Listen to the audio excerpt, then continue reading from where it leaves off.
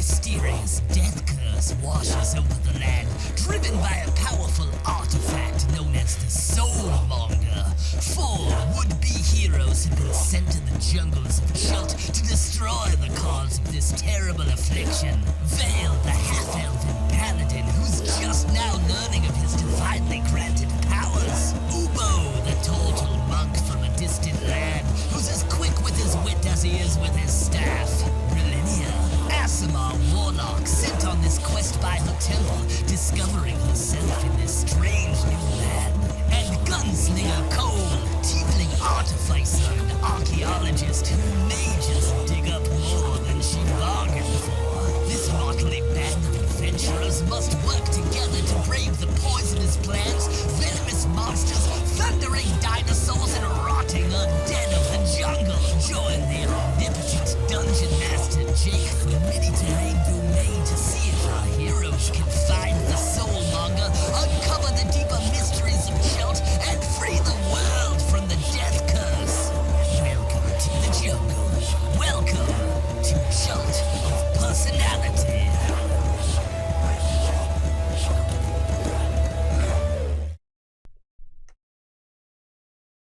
Hey internets, it's Jake from Mini-Terrain Domain, and this is Chult of Personality, episode 43. Tonight is episode 43, and that is weird. The information did not update the way it was supposed to. I'm going to see if I can update that right now. Tonight's episode is not Kundrakar of the Dawnbringers, as it says down below. It is What Dreams May Come of our Chult of Personality Tomb of Annihilation campaign, happening every Sunday night right here on twitch.tv/Mini-Terrain Domain. Except when it doesn't happen. This is one of those things where I'm trying to type and I can't spell annihilation. 2 N's and an H. Oh my gosh. For some reason my brain stopped working. I just butchered that so bad. I'm glad you guys can't see what I'm typing. I'm going to hit update information and hopefully that'll refresh for you, or if you do refresh the information down below. It doesn't look correct now on my screen. So here we are. We are down 1 player. It's been a couple weeks since we played. I'm sure over the next few weeks we'll have a couple more weeks where we won't be able to play. There's some big events happening for some individuals, as well as every one of us here. I can say that since Marquise isn't here. Every one of us here will be in Tacoma at the end of the month for AtCon. So you'll definitely want to follow us on social media to see what we're up to. We will be for that weekend at the end of June. We will all be together in person, playing some D&D games and other stuff, and having a good time. So bear with us over the next few weeks as we are enjoying our summer. Another fun announcement, and very soon we're going to have a couple graphical changes down at the bottom. But if you are watching on a computer right now and you mouse over the screen, you will see that there is an overlay that pops up that shows the characters. We're just about ready to have Brilinya show up as well. But that's right, the Mini-Terrain Domain is now powered by D&D Beyond. Thank you to D&D Beyond for granting Mini-Terrain Domain insider status so we can bring this awesome feature to you. I think it's very cool. I've wanted to do this for a long time. It's a great way for you, the audience, to really see what's going on with the characters. And I just saved the configuration, and I think if you refresh, again, if you're watching on a computer, if you refresh, then Brilinya should show up as part of that overlay as well. we're going to be doing some experimentation, or I will, with some of that stuff. So I like playing around with the characters and the features on there to see what we can do.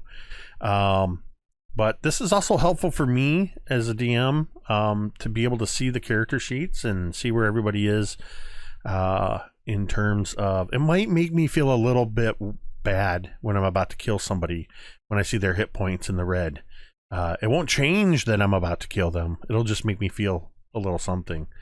Let's see, another announcement real quick. Of course, we have domain dice are in effect. Thank you to Cajun Kevin right before we went live, resubscribed for 3 months in a row. Thank you for that. And as a result, the players now have an extra domain devil down below here. There is a scroll at the bottom that explains what the domain devils do. They basically, it is a way for $5 or 500 bits you can submit a domain devil for the players to use to re-roll D20 rolls. You can type in !domain dice to get more information about that, or read the scroll at the bottom. Mini Terrain Domain is a proud partner with Jasper's Game Day. Jasper's Game Day has the has taken on the very important mission of using gaming as a way to raise awareness and help prevent suicide. And so we're very pleased to be partnered with Jasper's Game Day. You can click the link down below on Twitch for Jasper's Game Day to get more information, or you can type Jasper in the chat and there will be some information on how you can donate directly to Jasper's Game Day in their efforts. If you are watching tonight's stream, or at any time you find yourself in a situation where you need somebody to talk to, there are trained professionals standing by at the National Suicide Hotline. You can simply type !help, as I have just done in our chat, and that number will pop up. That's 1-800-273-TALK, 1-800-273-8255, or you can text 741-741. We want you to have that number available because we think you're important, and we want you to seek help if you need it. And speaking of Jasper's Game Day and their amazing mission, Mini Terrain Domain has partnered with Initiative Coffee Company to bring you Metade roast coffee. It is a medium Brazilian and Peruvian roast in partnership with Mini Terrain Domain and Initiative Coffee Company that supports Jasper's Game Day. For every 12-ounce bag you purchase, $3 goes directly to Jasper's Game Day. So I think right now that is about all I have for announcements. We want to play some D&D tonight, so I know it's been a little bit, but I'm going to put this out there. Would any of the three of you like to attempt the recap of the last session?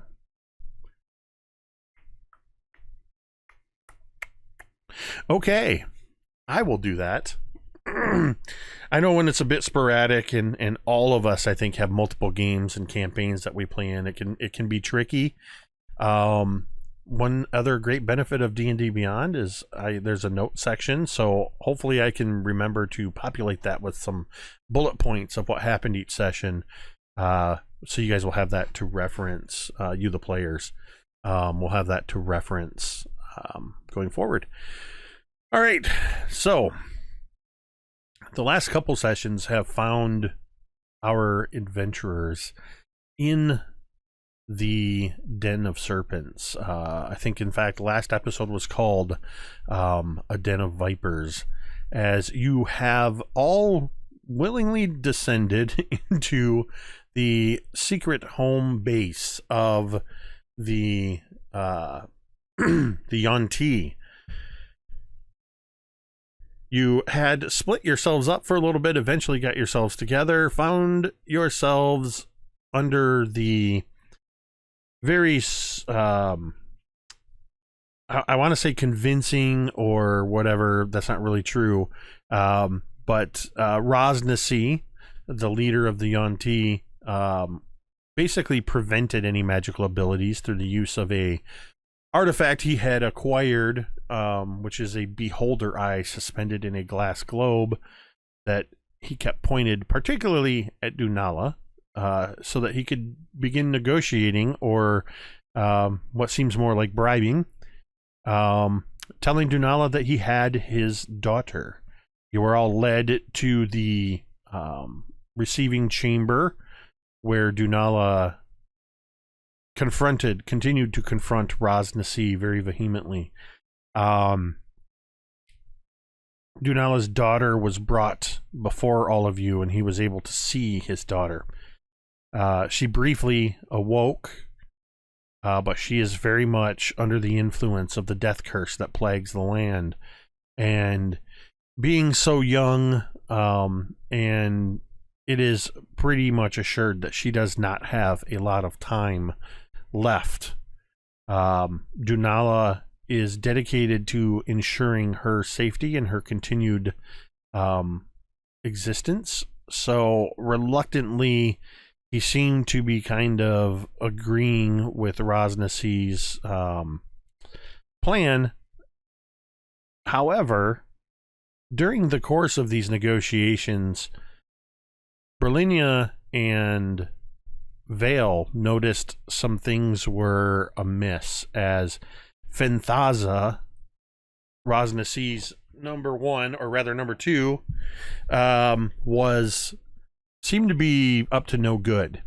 This was further proved when she suddenly appeared and took out the magical eye that was preventing everybody from using their magics. And all hell broke loose as you all began to fight with Rosnasi and his Yuan-Ti Malisons that were in the room. But it proved to not be too difficult of an endeavor to take out the once powerful champion of Ubtao, commander of undead armies. His body now lays dead in this very room where moments before he was trying to make a bargain with you. Dunala suffered some pretty heavy injuries, and I think most, if not all of you, also took some damage during the course of this battle. Dunala was struck pretty by some pretty powerful magics from Rosnasi. But in the aftermath, Fenthaza and her own Malisons returned and basically thanked you for helping to distract Rosnasi so that she could overthrow him, and has pretty much given you the same deal that Rosnasi did, with a slight addition. The deal is you can have the 5 puzzle cubes that the Yuan-Ti had secured. You have one of your own that Vale and Brilinya had acquired, which as I'm looking, you guys didn't tell me I had put you in the wrong slots. I'm like, I'm not seeing Connor where he's supposed to be. Are you playing some game trying to see if I would notice? You guys. So eventually I notice and it bothers me. So Fenthaza has given you this new mission of giving you the cubes, telling you, in addition to going in and taking out the soulmonger, that she also would like you to retrieve what she calls just a mere bauble, a trinket amongst the many treasures you will find, an object called the Black Opal Crown. And she also says that she knows where the remaining 3 puzzle cubes are. They are with the Weeping Friars. And the last thing she said was, and I know where they are. And that was where we left off. We're going to pick up just a little bit after that. Fenthaza has told you, showing that she knows the significance of the Weeping Friars and what is happening. She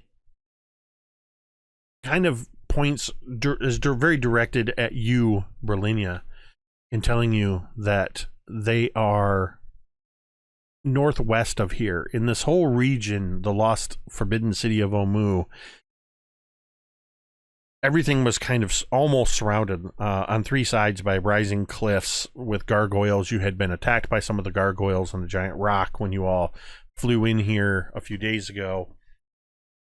And she has told you they are to the northwest. They think that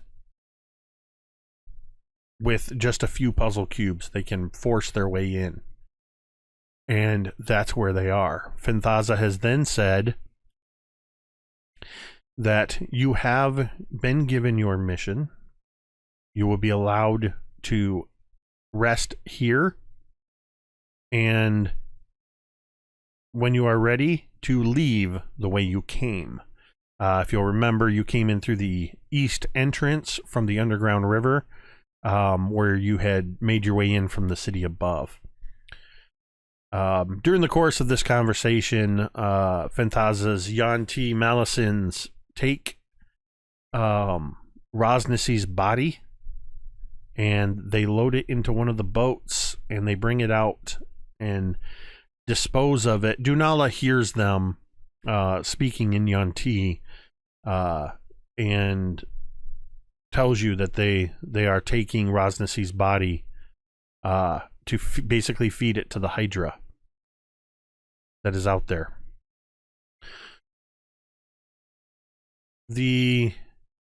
As they take away the body, the greenish black blood of Rosnesi, who was mostly dead, if seeming to almost become like one of his undead soldiers, has this very foul stench to it and is smeared across the floor.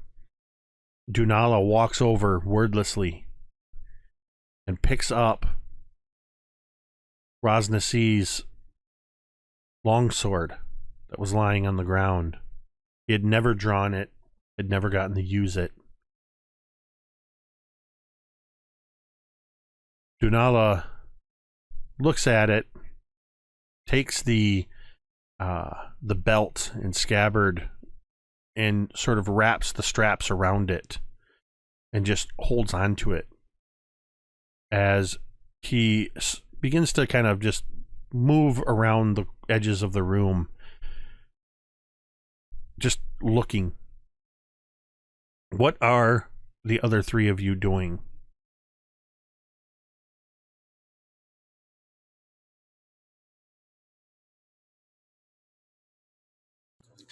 I would probably be, well, I'm assuming we're resting, right? We had taken a long rest. You have not yet taken a long rest. This is just Right. moments before that. Or rather, moments after that whole confrontation. Okay.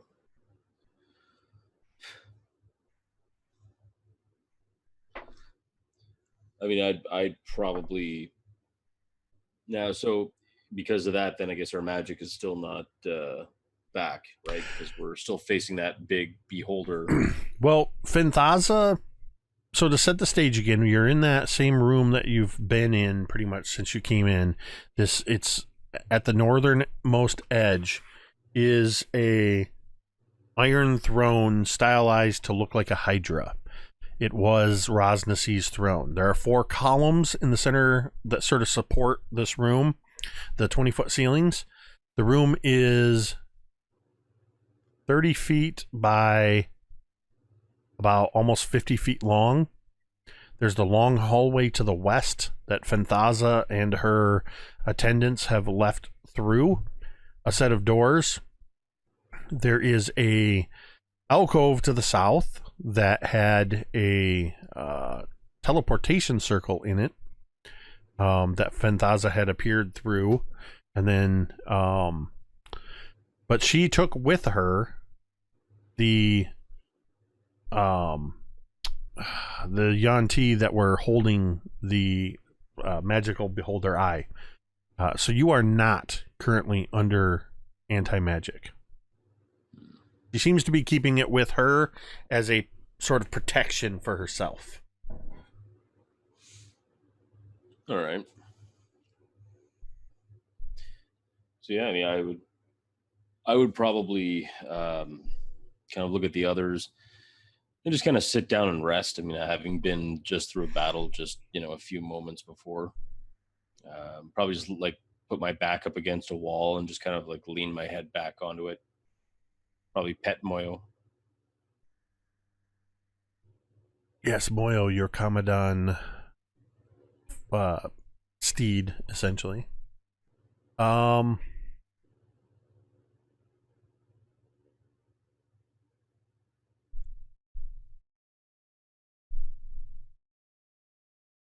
What about actually real quick? I would like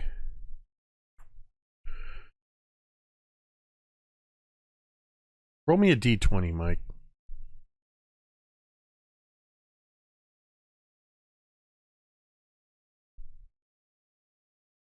Am I putting any modifier on it or no?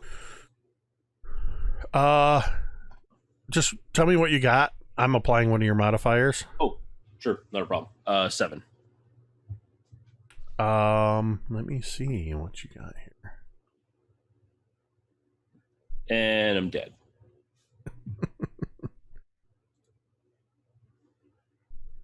Okay. What are you doing, Qualu? Qualu is with Dunala as he is inspecting and taking that sword. Qualu is looking over Dunala's shoulder, looking over at Fanthaza, the Yanti snake woman that usurped and betrayed one of her own kind. And he eyes that beholder eye on a stick that they'd been wielding to nefarious effect. How is Fanthaza still in this room? Correct, or has she departed? No, her and her attendants have all left through the hallway to the west. Awesome. So Qualu watches them leave, and he looks over to Dunala and sees that he's dealing with many emotions, strange emotions, even to Dunala in his Yanti form, and Qualu is just kind of stalwartly guarding him because he knows that these snakes will drop poison spears from the ceiling, will lunge scythes from the walls hidden between crevices, any way, shape, or form. Qualu is paranoid of these Yanti and is keeping a vigilant lookout. I would like you, Qualu,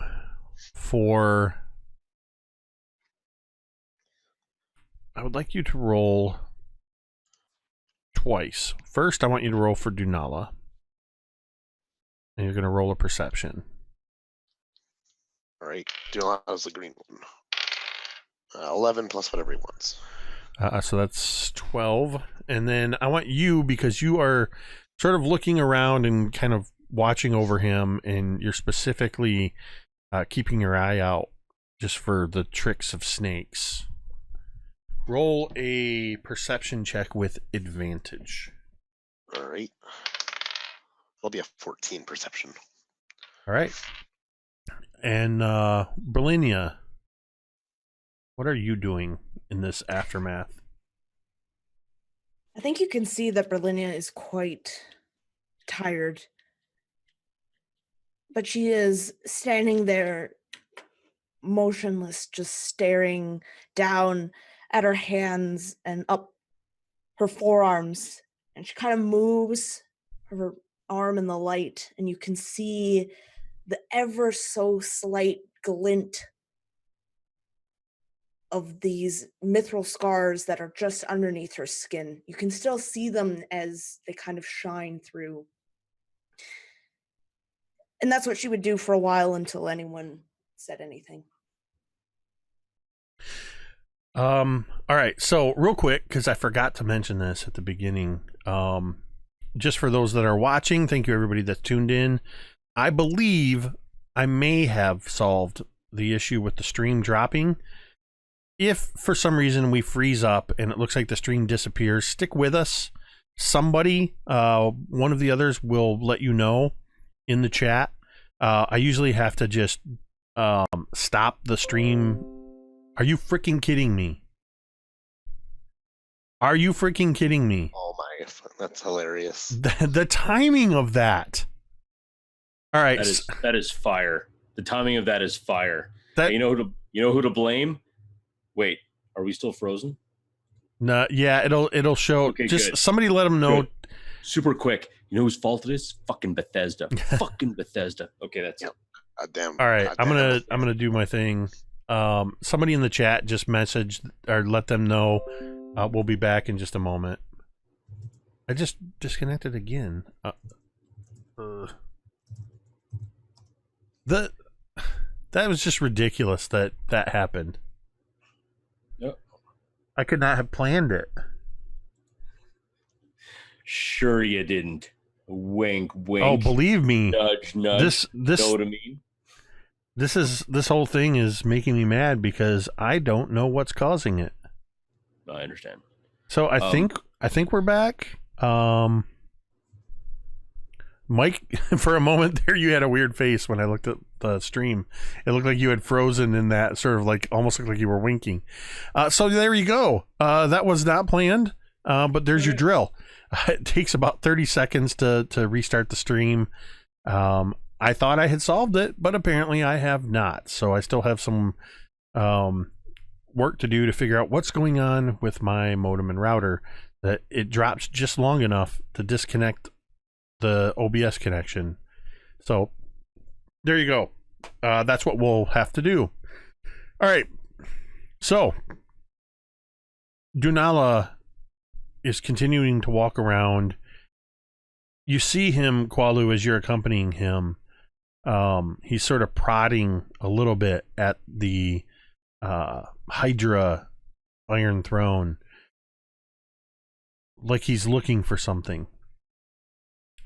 And then over in the corner of the room, Vale has sort of slumped down and is leaning against the wall. Dunala moves in front of you, Vale. You just sort of feel that shadow.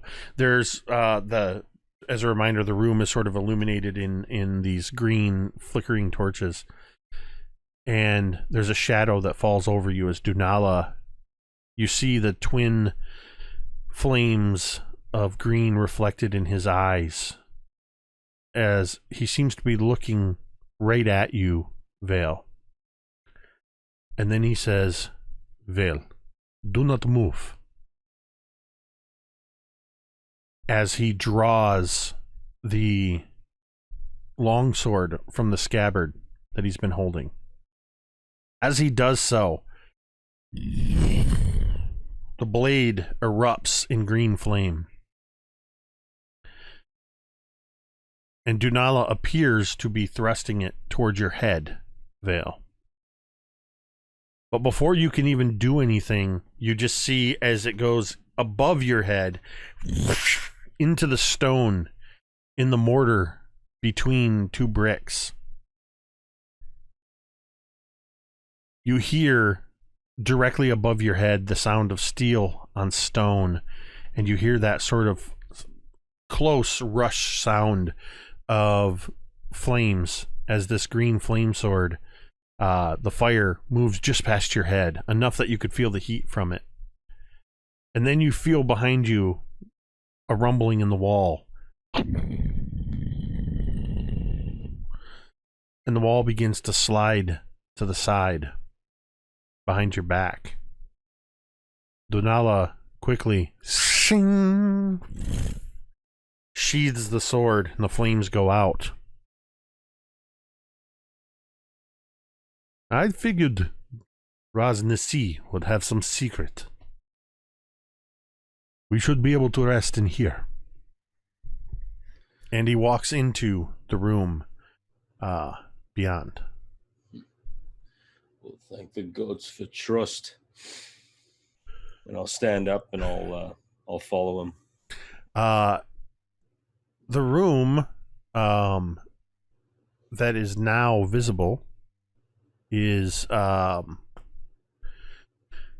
you can see that more of these green these green lights seem to have illuminated as Dunala walks into the room. Torches illuminate. Shadows begin to dance around this opulent bedchamber. Cushions lie in one corner, and there's decorative shields that line the walls. All around the room are treasures, gold and silver coins, a gilded harp, a jeweled wine flask, pillows of exotic silk, and fine clothes from all over the lands are draped over wooden mannequins that are situated in different corners of the room. To the east is an engraved stone disc set into the floor of an alcove, very similar to the one in the previous room, a teleportation circle. To the west, a rectangular steel plate mounted on the wall is polished to a mirror-like sheen. You have basically found Rosnasi's lair. Does everybody walk into this room with Dunala? Once everybody walks into the room,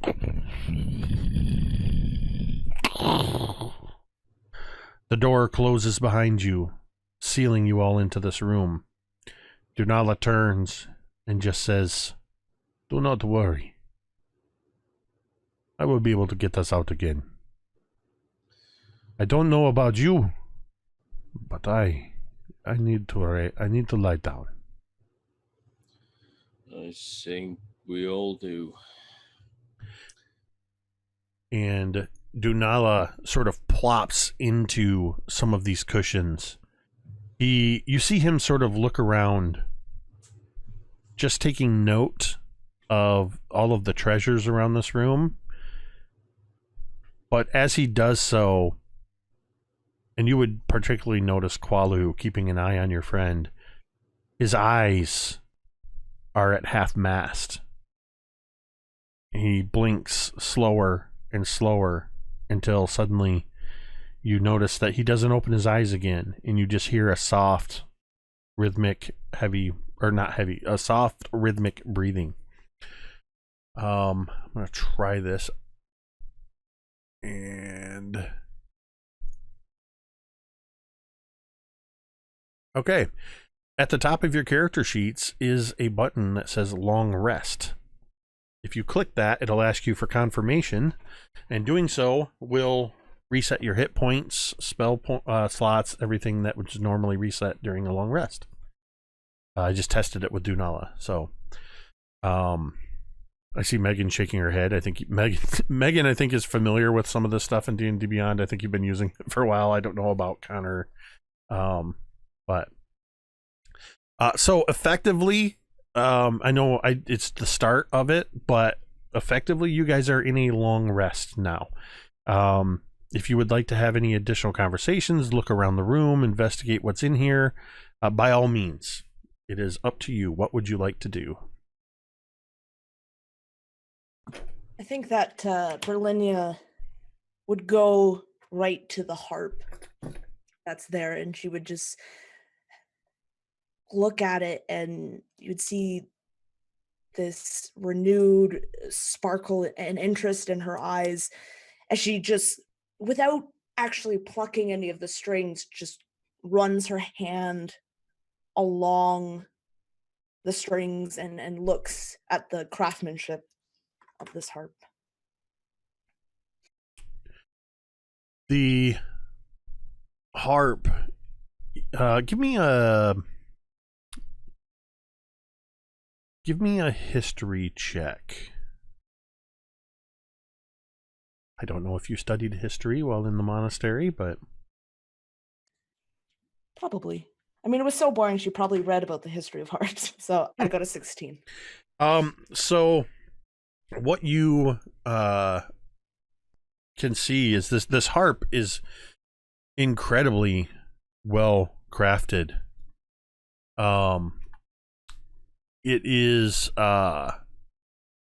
appears to be from a region or of a styling of Moonshae.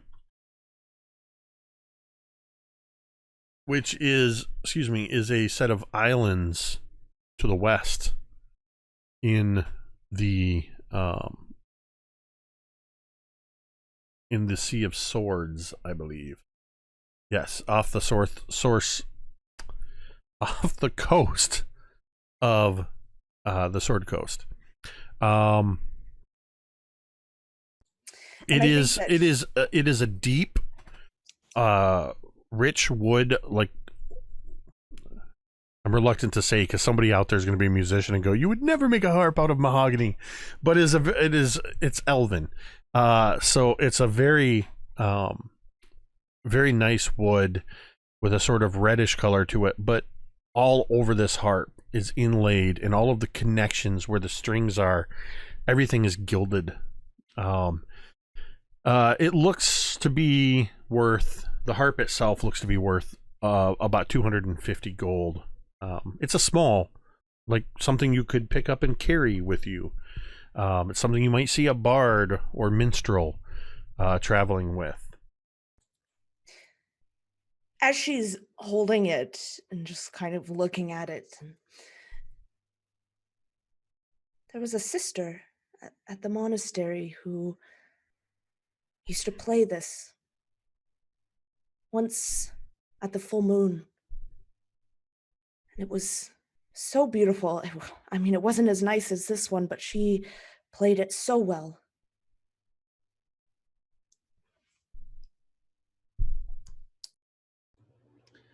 Did you ever learn an instrument? No, I'm afraid I was sanctioned to the library to read books more than learning an instrument. I'm going to reach into my pack and I'm going to pull out what looks to be a low whistle, which, if you've ever seen it, it kind of looks like a little tin whistle, except it's freaking huge. And I'm going to hand it to you. So much. You blow into it, you make a sound, and just give it a shot. It's no harp, but that's something. She kind of looks at it and her eyes light up. I love music, and she kind of, she's going to try to play it, but I don't know how well it's going to sound. Well, make a performance check. Okay, that is an 11. It's not the worst sound. It doesn't wake Dunala. About every fourth or fifth note doesn't seem to quite match up with the previous note. But you're able to pick out a few notes here and there, mostly from memory, but it's about as much as anybody who picks up any instrument and can recognize a couple of notes can string them together. So not bad, but not great. Yeah, so she kind of, after a while, she kind of takes it. She hands it to you, Vale. I won't accept it. Can you play it? I can, but that's not for me. It's for you. I'm going to call you Brilinya the Bard soon enough. Eh? Will you play a song? Sure. I picked up a few things while I was in the Dales. All right, fine. Give it here. And I'll play something. I don't actually have a low whistle on me, or else I probably would, play something. Also, I can't play the low whistle. So there's that too. All right. Make a performance check. Oh, goodness gracious. God, I better roll something high. Oh, thank Christ. It's a dirty 20. Maybe if you had thanked Ubtao, you'd have a little bit higher roll or effect. Well, I didn't. But yeah, you you actually are able to play a very basic song. It's probably one of those where it's one that a lot of people are familiar with. So it comes to mind a little easier. But you do it well. Yeah, I think it would be like a really kind of not melancholy, but also not exceptionally happy. You know, maybe like some type of like a waltz or kind of a love song or like a ballad. Wistful. Thank you, Connor. That is the perfect word. Just a kind of a wistful kind of a tune. I think after her eyes are just lit up so bright and she smiles and that was so beautiful.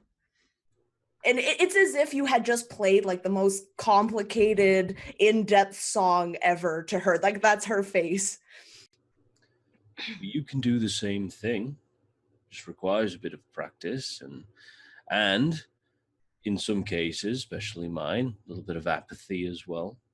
I mean, I don't care if I sound like shit. I don't care if I miss a note or overblow it or underblow it. It's just it's the way you feel, right? It's the way it's inside your heart, and that's what makes music. You know, it's what you feel, and you've got a big heart, you know, Brilinya. So, here, you hold that for a bit and practice. Please don't keep any of us up in the middle of the night on your watch or anything, but play it, enjoy it. I'll get it back from you later or something. Thank you. I think I just foreshadowed my own death, by the way, so that's fine. But you know, it's fine. It's cool.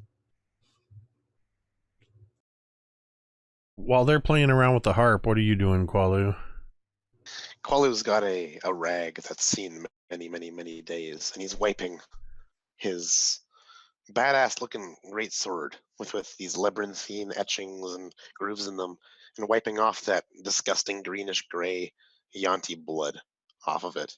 And though he would never dare to admit it, a keen eye would notice that his wipes of the blade would kind of fall in rhythm with the tune that Vale had played. As it kind of almost pulls him back to a moment where he's on the docks, and the dock workers would stomp and sing and just keep a rhythm to help, move the barrels and kegs and the riggings over a long, sweaty, rainy day.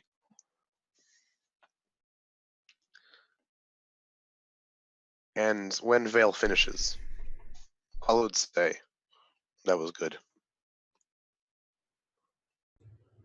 Thank you, Qualu.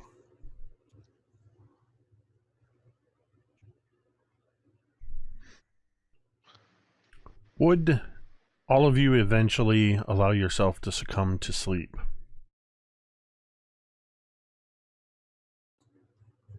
I probably would, but one thing I would probably do, and I'm totally shameless in admitting it, but I'd probably check around this big, massive ass treasure pile as one does. And I'm going to look for either something really cool of the magic variety or gemstones. I'm going to look for big, nice looking gemstones, seeing as how that 8 of them could be more gold than I could possibly carry. So I'll look for that stuff. All right, give me an investigation check. And do that. I'm so used to scrolling down at the bottom for my character sheet, and I don't have to do that because now it's all on D&D Beyond. All right.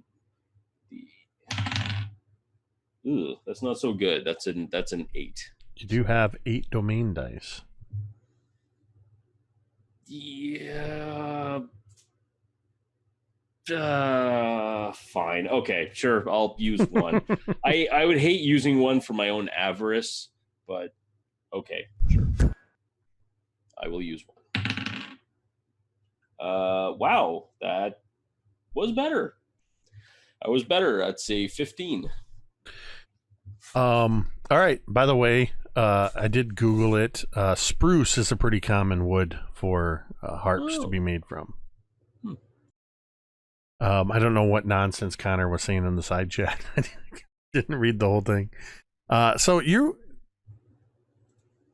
are kind of just looking around Vale at all of the treasures around here and kind of picking up silks and looking under, and every time you move something, you find something else. There's a really nice Sembian wine flask that is bejeweled. They're not like, big gemstones, but it looks like this flask is probably worth about 50 gold pieces. There's a Omnian doublet with a matching money pouch. No money in the pouch. There's a fine Cormyrean cloak. 3 large cushions covered in Turami silk. As you flip through the cushions, you do find under one of the cushions a bound leather book. It looks well worn and has an arcane sigil on its cover.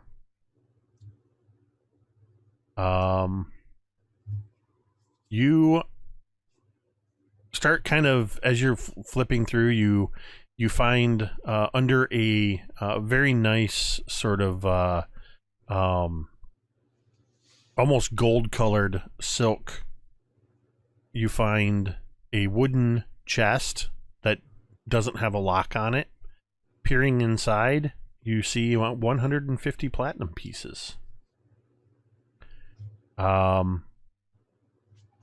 There are also 350 gold pieces and 900 silver pieces, some of which the gold and silver is actually scattered around the chest on the floor.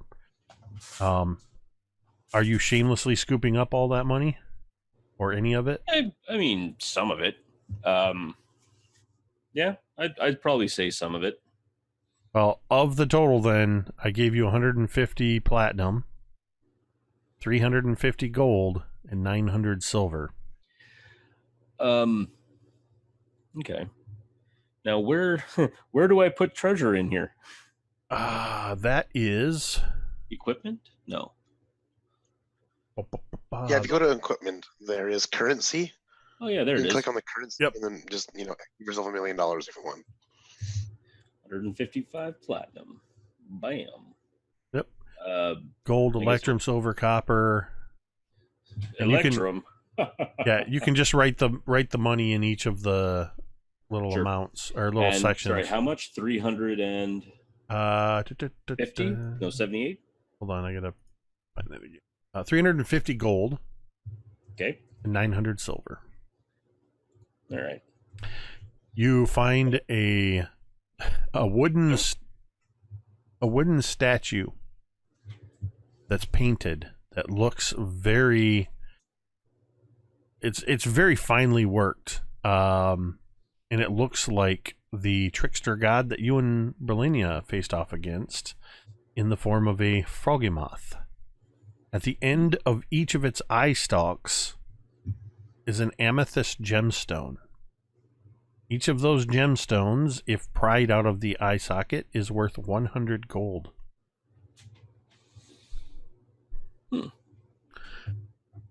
Finally, so you can annotate that if you do pop those eyes out, or if you take the statue is worth 300 because of the 3 amethyst. And finally, you sort of, as you're flipping through all this stuff, you sort of bump into this kind of large clay urn. And you hear something, it almost sounds like coins, but it has a little bit more, a little lighter sound, like glass banging against itself. And then I just picture as Vale just sort of like takes this urn and just sort of looks inside, tilting it so that the flickering light, and then you just see reflected from the flickering flame from all the facets of the gemstones inside this urn, light dancing across Vale's face. Inside this urn are 30 gemstones of varying colors. It's hard to tell exactly because of the green light, but each one of these 30 gemstones is worth 50 gold. Nice. So you guys are in here for 8 hours, so you can take as little or as much of this. Rosnasi's not going to need it, so. Nope. Yeah, I'll take those gemstones. And if anybody wants any of the other stuff that I mentioned, just let me know, and I will tell you again what it is and what its value is. There's the wine flask. There's a doublet. There is a fine cloak. There's the harp. Are you keeping the harp, Brilinya? Or are you just kind of hanging on to it while you're in here? I think for now she would just hang on to it while she's in here, but I think if they go to leave, she might take it. All right. I will. Let me do this. This might be the easiest way to do it.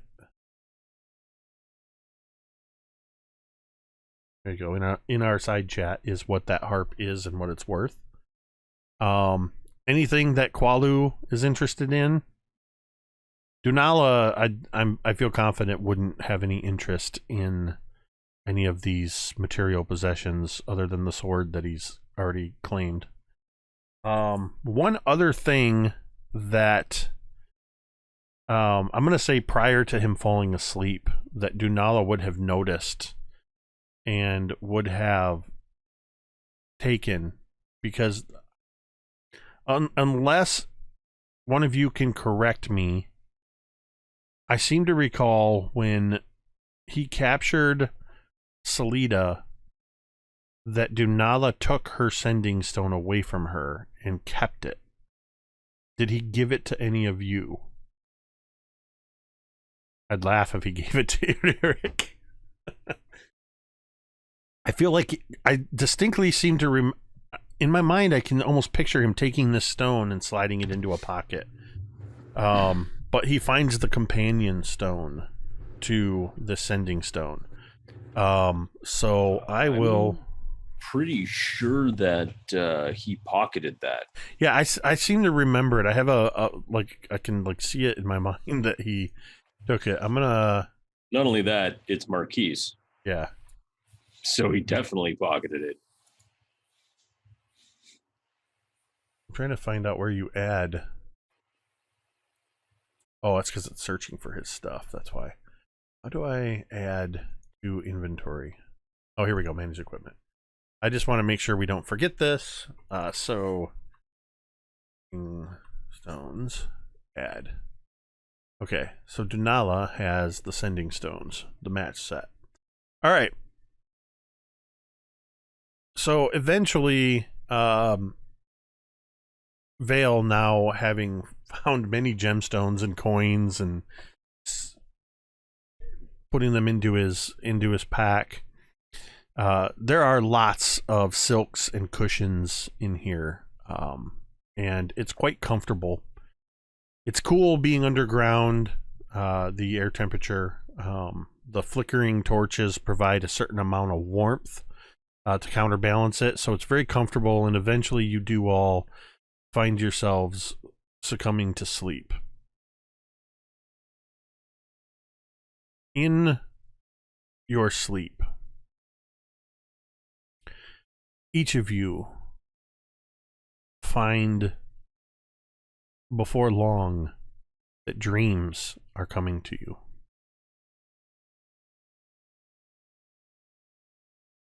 I'm going to roll to see who we're going to go to first. Mike is 1 and 2, Brilinya, or Vale's 1 and 2, Brilinya is 3 and 4, and Qualu is 5 and 6. Qualu, what dreams do you experience as you drift off to sleep? As Qualu is drifting off to sleep, he sees ahead of him a great bonfire. And accompanying this bonfire is the smell of cooking meat. Not perhaps the cooked meat of game. No, it's that of victims. as he sees this bonfire. It's a crashed airship, and it's this derelict wrecked. And as the fires begin to kind of smolder and die out, he's picking through the bones and the burnt husks, and he sees Dunala's corpse in them, his withered fingers, skeletal remains. In fact, every single one of these corpses is Dunala. And they're all in agonizing pain. They're all tortured. They're all dead.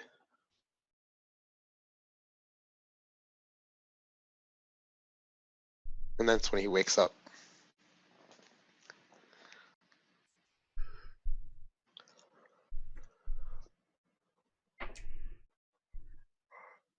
Brilinya, what are your dreams? So, Brilinya,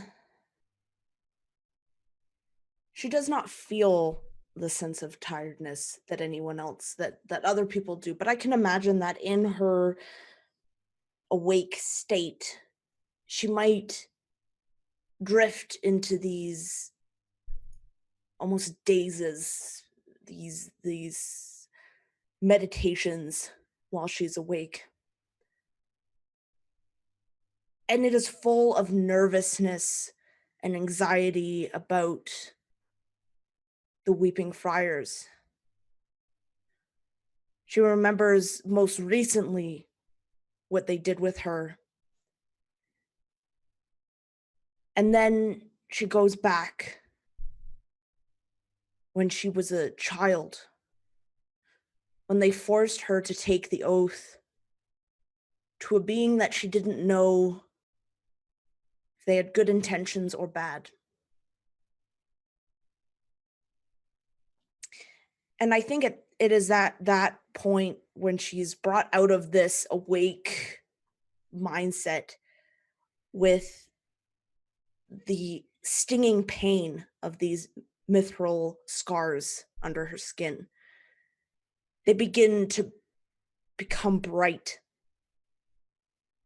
And the sound as the smell of searing flesh fills her nostrils.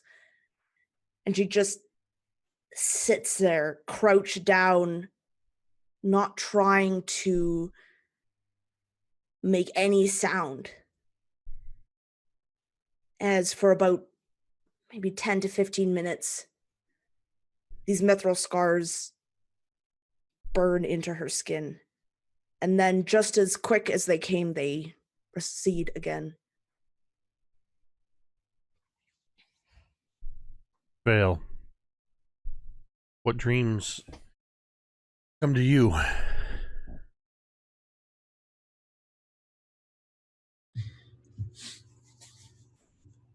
I am at some farm. I don't remember exactly where, at least on the journey from the Dales to the Sword Coast. But I'd stopped by because I needed food, place to sleep, and of course, working for it. The sun is shining in the sky. It's absolutely lovely. Just rolling pastures, the actual forest of the Dales behind. And I am just baling hay, pitchfork, shirts off. It's hot. It's really hot.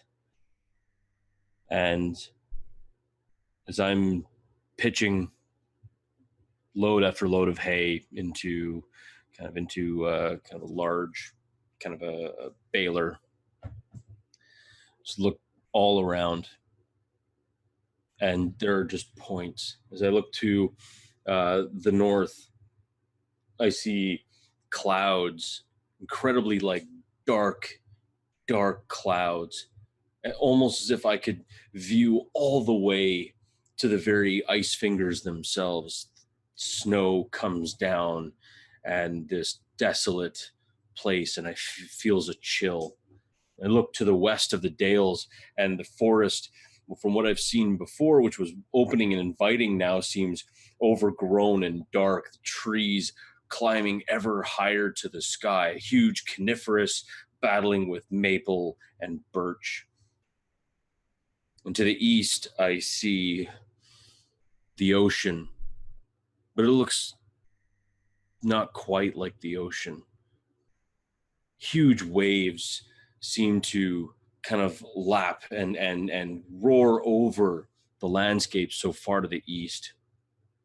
And as I set my eyes to the south, I see what looks to be a golden pathway of stone, overgrown with vines and moss, but welcoming, inviting. And for a moment, I reach up and I can feel the subtle, gentle tug of the symbol of Ubtao on the leather thong, beginning to kind of pull my neck towards the south. And then I wake up. Each of you, before you wake up, Vale, as you see this golden, inviting path wending its way,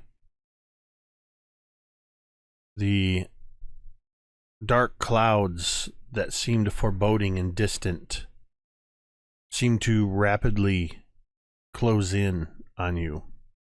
You hear the rumble of thunder coming almost as quick as you see green forks of lightning lancing through the sky. You can feel the ozone in the air with each strike of lightning, and you watch as the golden path before you that seemed so inviting is now writhing and rising up from the land as if some great golden serpent, the golden scales falling back away from its body as it seems to slough off this skin. It slides away, splitting and breaking, revealing a massive green and black serpent that begins to coil around all of the land, rising up.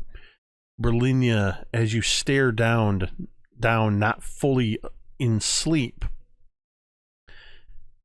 the mithril scars that glow momentarily, burning into your flesh, burn once again. And the metal seems to burn with a greenish light, and the mithril seems to begin to writhe below the surface of your skin, twisting, curving, and the skin in your wrists and forearms splits, and you see twin serpents coiling themselves around your wrists and rising up. Qualu, as you see this crash of the wreckage of this airship and all the bodies all around are Dunala, you see one figure in the midst of all of these dead Dunalas, a little girl, Dunala's daughter, dressed in white.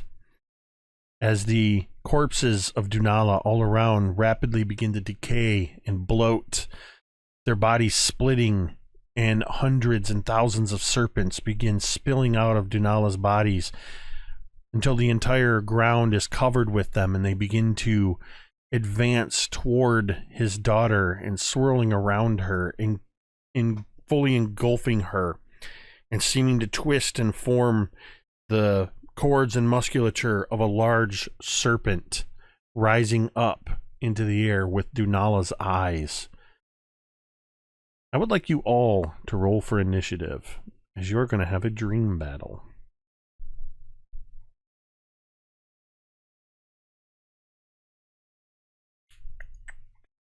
I'm going to roll for initiative as well.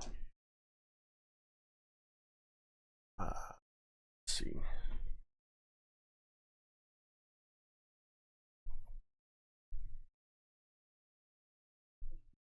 Vale, what'd you get? Just about to type it in. 23. What about Moyo? Actually, Moyo's not there. No. I have Moyo written down. That's why I automatically asked. Brilinya. I got a 9. Qualu. 19.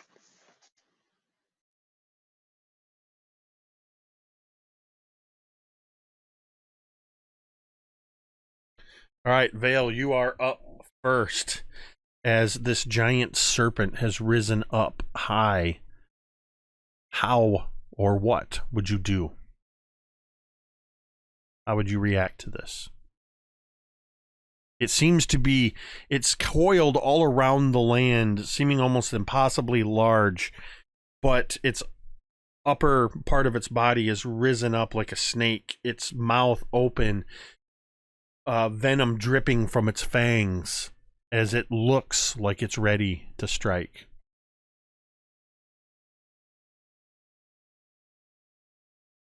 Just having a look at my spells and options. I'm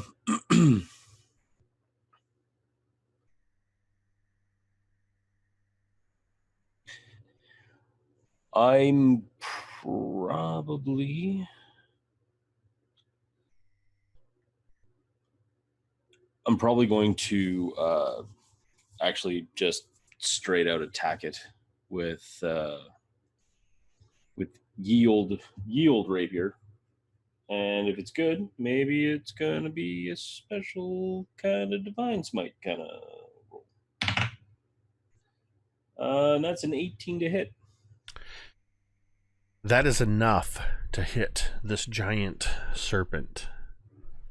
Well, dag nabbit, I'll make it a divine smite. So, level 1 divine smite.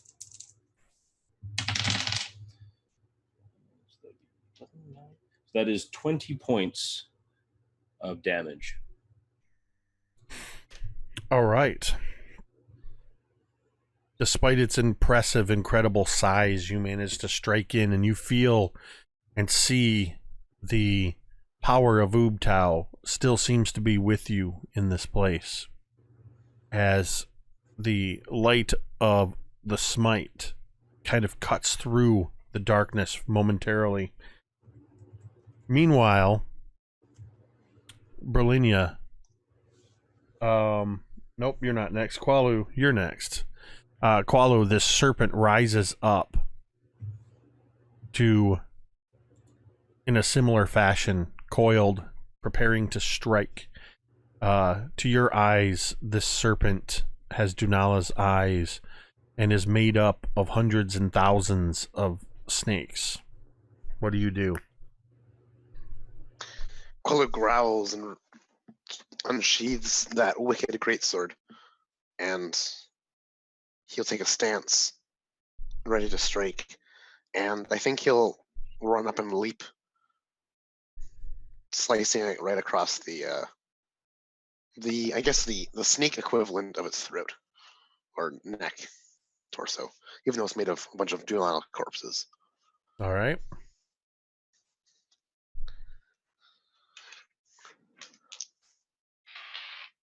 That's gonna be, come on, beyond. A 24 to hit and a 19 to hit. Both of those will hit. All right.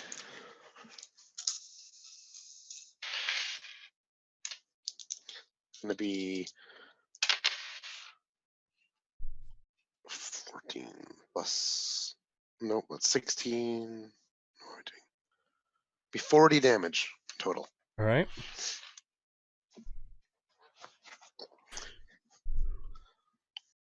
Brilinya, you see something a little bit different from your perspective, as these twin snakes, they coil around each other and seem to merge into one another. They don't grow. You feel yourself within this room. All around you, a quick glance, you see Dunala, Qualu, Vale, all sleeping. These snakes are the size of a normal snake you might see in the jungle, no more than 6 feet in length. But they seem to be growing incredibly as you realize you are shrinking.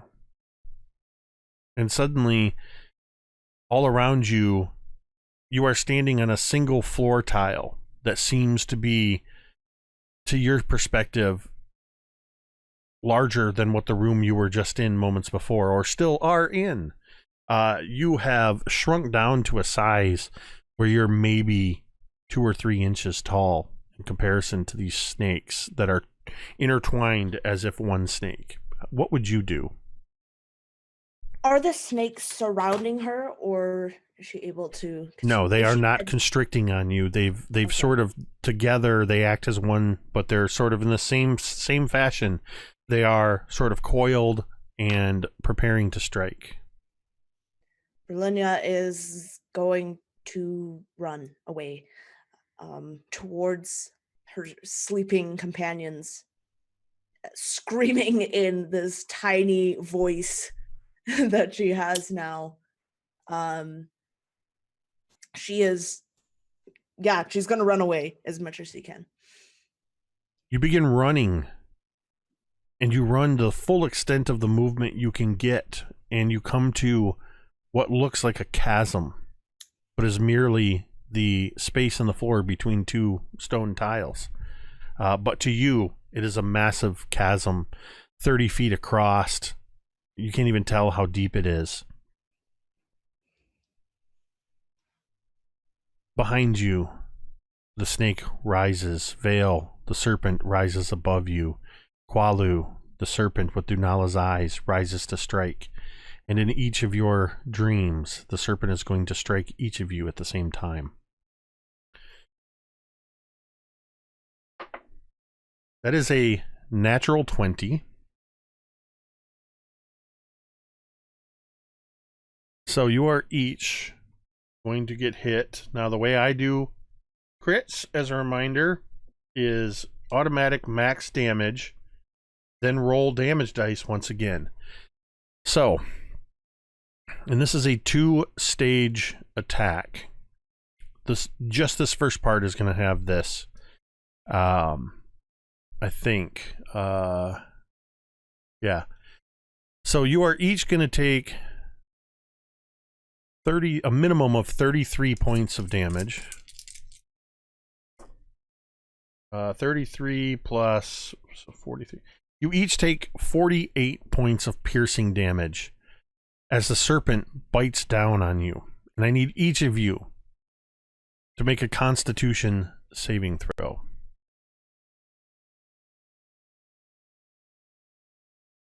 I'm just looking at everybody's hit points, which I can now do.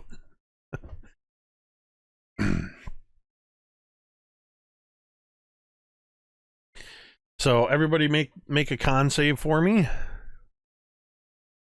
got a 4. Hey, I rolled a 4 too. A nat 4.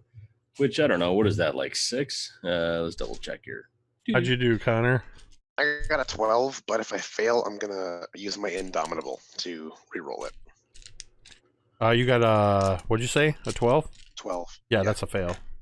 All right, re-rolling it to get a total of 9 plus something. 9 plus 7, I think, for 16. Yeah, 16. That's still a fail. Dope. 6, 7, 8, 9, 10, 11. I have just grabbed 12d6. There's a lot of ones here. So there is 1, 2, 3, 4, 8, 12, 24, 31, 35, 36, 37 points of poison damage to each of you. And I'm down. And I believe that takes Brilinya out as well.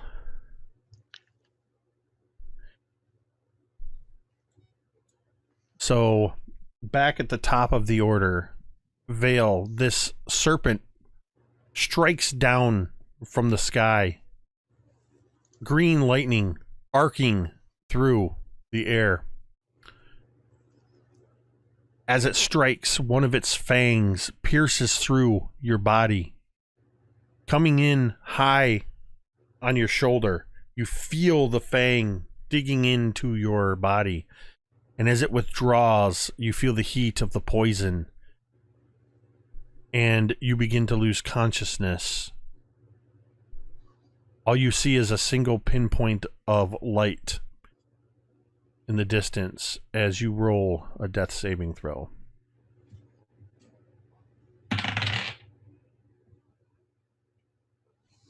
Nope, And that's a fail. That No, single pinpoint of light begins to grow dim.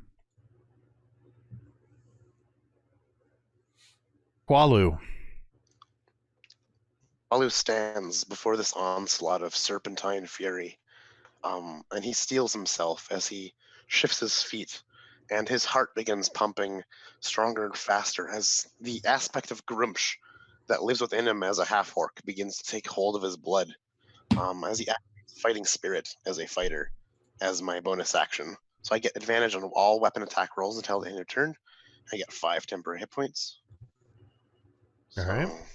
Plug those in. Boom. Apply. There we go. And then I'm going to make some attacks. So first one is going to be a 23 to hit. That will hit. And then we get a 19 to hit. Yep. And then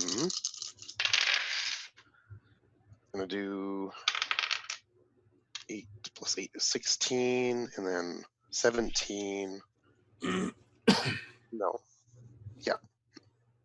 16, 17 is 33 points of damage. All right. Does he still stand?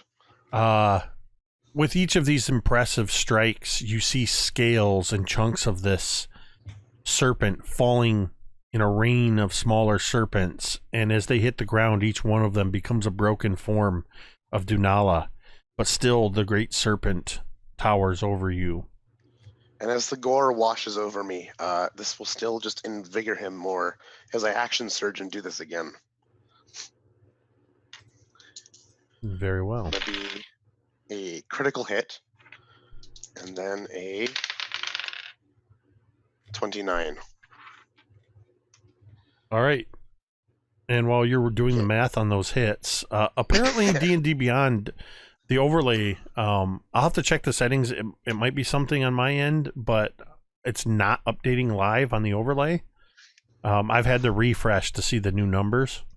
And Cajun Kevin just said that in the chat as well. So I'll check the settings later. This is the first time we're actively using it like this in a game. So I was a little surprised to see that as well, that it wasn't updating.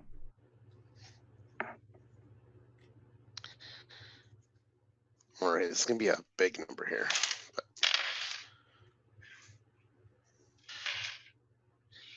All right, that's going to be 64 more points of damage.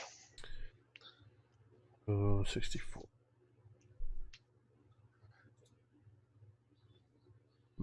It's almost like it's raining broken forms of your dead friend all around you. There are now more bodies, all of them Dunala, lying around you than there were in the first place.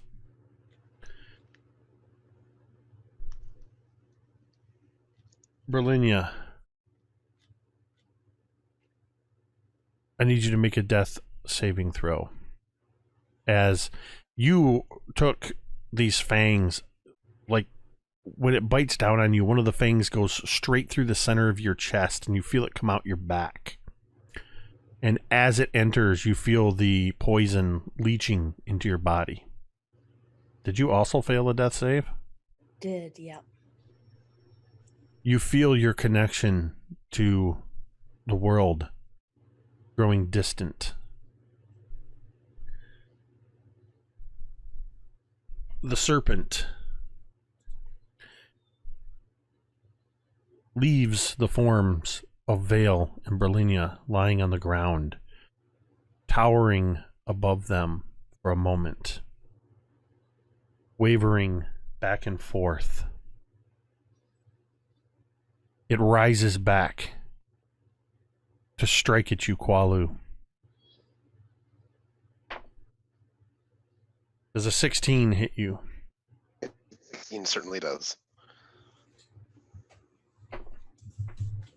You will take 18 points. Nope, sorry. 27 points of piercing damage. And I need another Constitution saving throw from you. Or I need a Constitution. Yeah, another one. You did one already. That's going to be a 19 on the die for 26.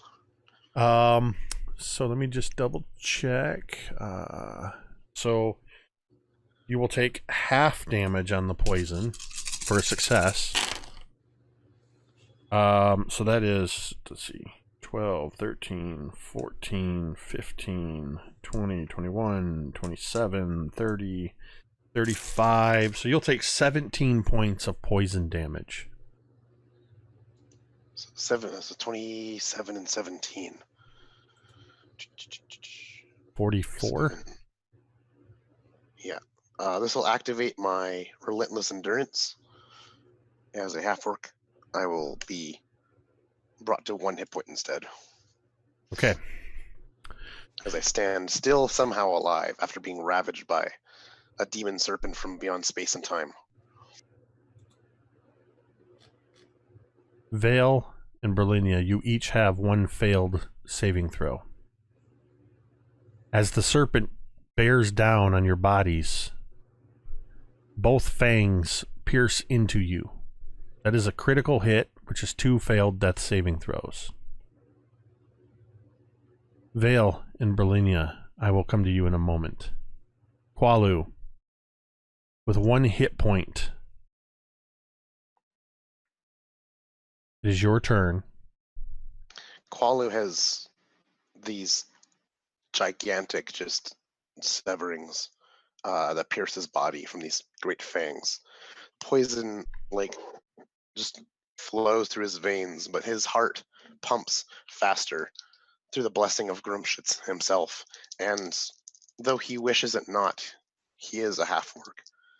And in this orcish fury that burns in his blood, he strikes back stronger, faster, and harder than ever before. As a bonus action, he will use his fighting spirit, give himself 5 more temp hit points, and advantage on these 2 attacks. All right. That's going to be a critical hit and a 26. Both are hits. I can always count on Connor to get the crits against my big bad monsters. All right, I'm going to do some lovely math. So that one is a reroll because my great weapon fighting. 7 plus 8 is 15. And this one is 18 plus 8 is 26 plus this. Those are rerolls. All right. 6, 10, 14 plus 8, 22. All right. 6 and 73 points of damage. No. Sorry, I carried 1 too many times. 63 points of damage.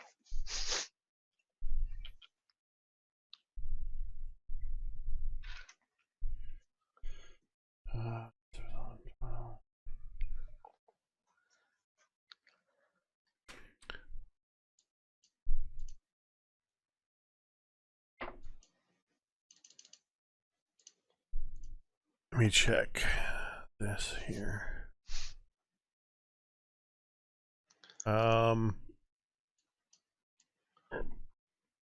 With this last strike, you're barely hanging on. Your greatsword cleaving into this thing, carving away more serpents. More bodies, broken bodies of Dunala, fall to the ground all around you.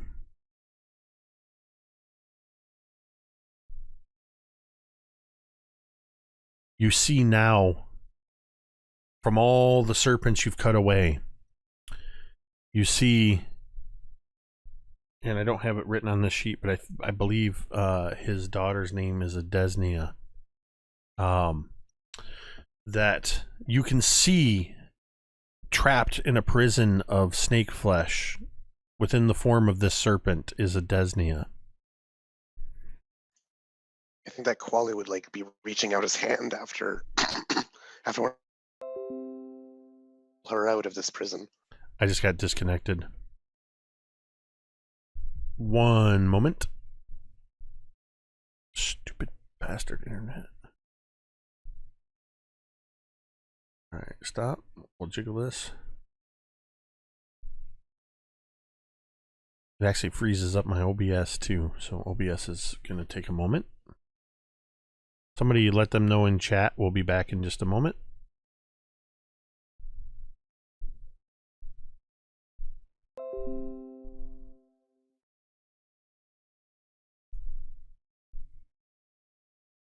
All right, it should come on.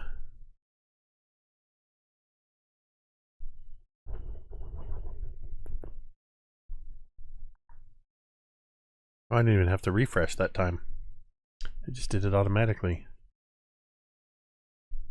Okay. All right, so you were reaching out, Qualu, for a Desnia trapped within this flesh. As you do so, with a 14 on the die, 28 to hit,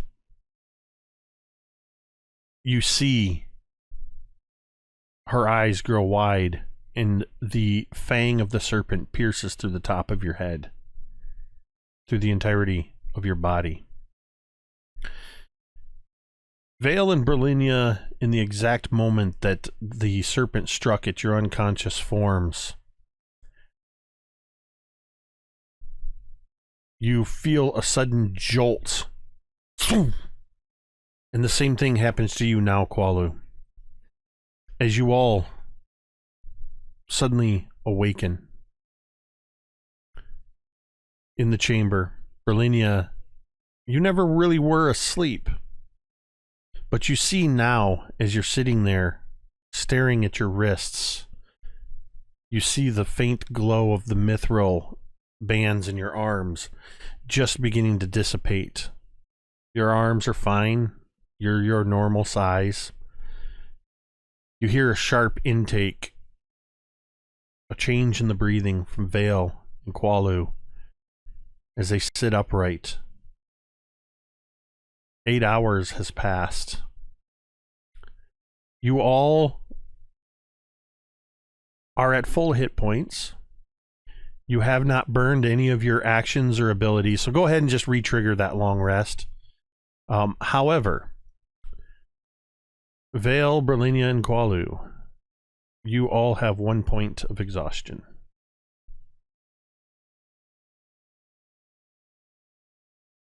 I'm not even sure how you add exhaustion on Beyond.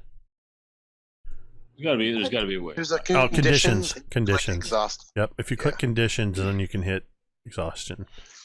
As you all sort of come to, Dunala, sort of, you hear him sort of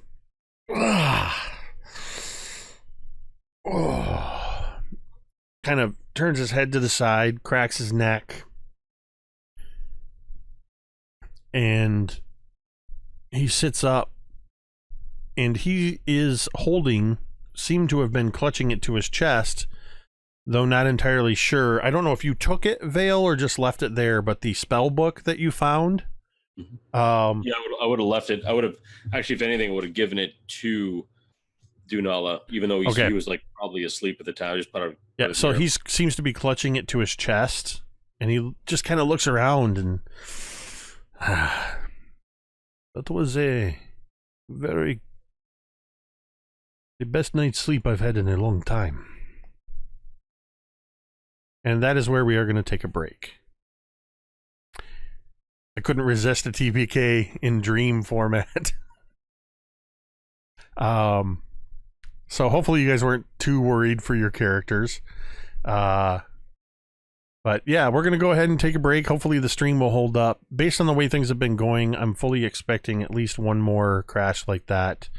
I'll keep an eye on it during the break. We are going to take a 10-minute break. Please stick around with us. Thank you everybody for tuning in. I hope you're enjoying this, and I hope you guys are enjoying being slaughtered by massive amounts of damage in your sleep. We will be back in just a moment. Stick around. Sorry, everybody. I didn't realize the timer had ended. We were chatting in the off in our side chat during the break. So yeah, if you're just coming back in here, it looks like the overlay is still showing the remnants of what happened in the dream battle.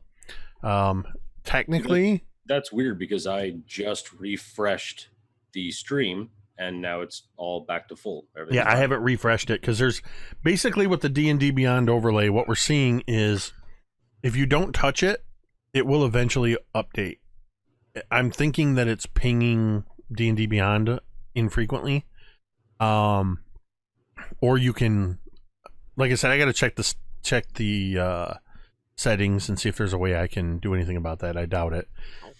But yeah, at least on mine right now, without an update, it shows Brilinya's dead, Qualu at 1 hit point, Vale at 0 hit points with a failed death saving throw, and Dunala's at full health.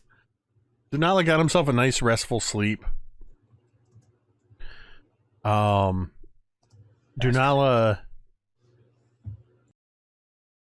as I said, Dunala has just woken up, has found that Vale had, while he was asleep, had given him this leather book that Vale had found amongst all the other treasures in the room. But Vale Dunala looks around at everybody and just, oh man, that was the best night's rest I've had in a long time. You don't all look so good. So you've just woken up from your nightmare, basically, or in Brilinya's case, a waking nightmare. How does that go as you wake up? We'll start with Qualu. Start. Oh, yeah. Qualu wakes with a start as he lunges for his greatsword, which is, leaning against the wall, away from where he was sleeping. And as he brandishes it with his both hands, he looks wildly around the room, wondering where this fell serpent has gone, and he's just confused, enraged, as he slowly realizes that it was a dream. A strange enchantment of a dream, but a dream nonetheless. And with that realization, he'll look down at his skin, over his forearms, his upper arms, even his chest. He's looking for scales that might have appeared, because he knows the same thing happened, or a similar thing at least, in his versions of the stories to Dunala, and that's why he became a snake. And he fears it himself. Make a history check with advantage, Qualu. Oh, yeah. Well, the advantage helps. That's a 17. Yes, based on the stories that Dunala has told you, you believe that you just did a form of battle with Dendar the Night Serpent. An aspect of Dendar the Night Serpent. In this same instance, Brilinya, you come to. You have full awareness. What are you doing or saying? As in the same moment, Qualu leaps up and grabs his greatsword and seems to be looking around for a foe that isn't there. I think immediately Brilinya would wake up, also with that instinct of looking around for the enemy, but very quickly realizing that it was just some sort of vision, dream. She would immediately begin going around to the others, asking if they are okay.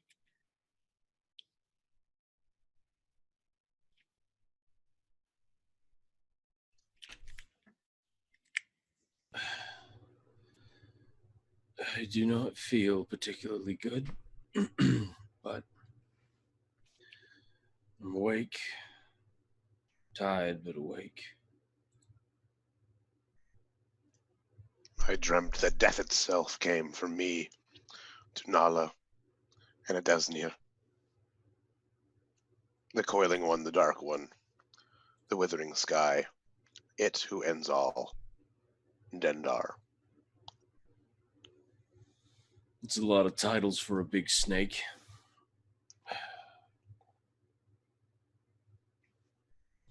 And I'll just kind of like grab it where the snake just kind of bit down.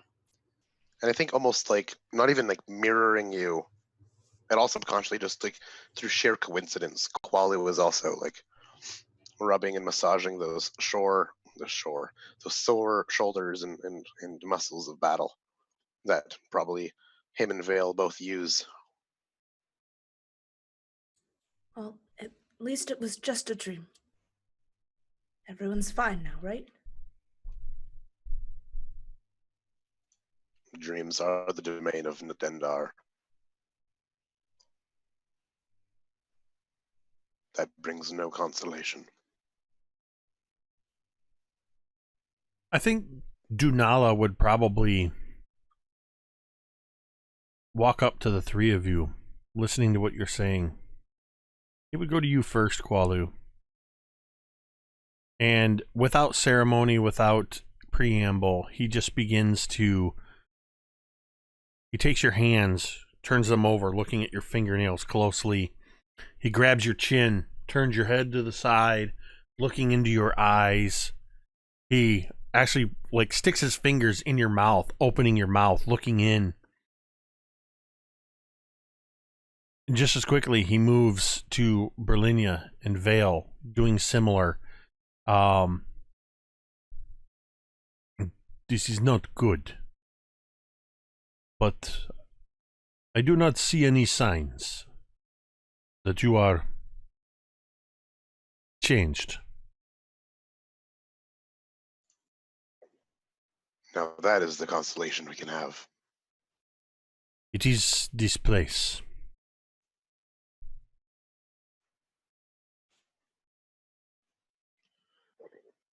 I do not know why this Dendar did not come to me.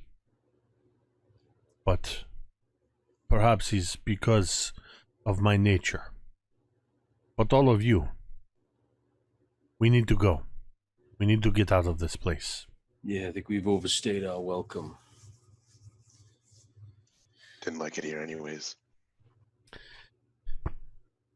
Junala would move back to the door, or to the wall, withdraw that flaming sword, stick it into a spot in the wall, and the wall moves aside. You are able to move back in to the throne room. The wall closes behind. Rosnasi's lair left behind the wall. Not really sure whether or not the rest of the Yuan-Ti are aware of it, but if they do find it, they'll find that it has less in it than when you guys found it, as Vale has cleaned it out of many gemstones and monies. Brilinya has taken the harp with her. Qualu, would you have gone for anything else at all? Nothing in that room screamed to be a tool that would bring Dunala closer to his daughters, and no.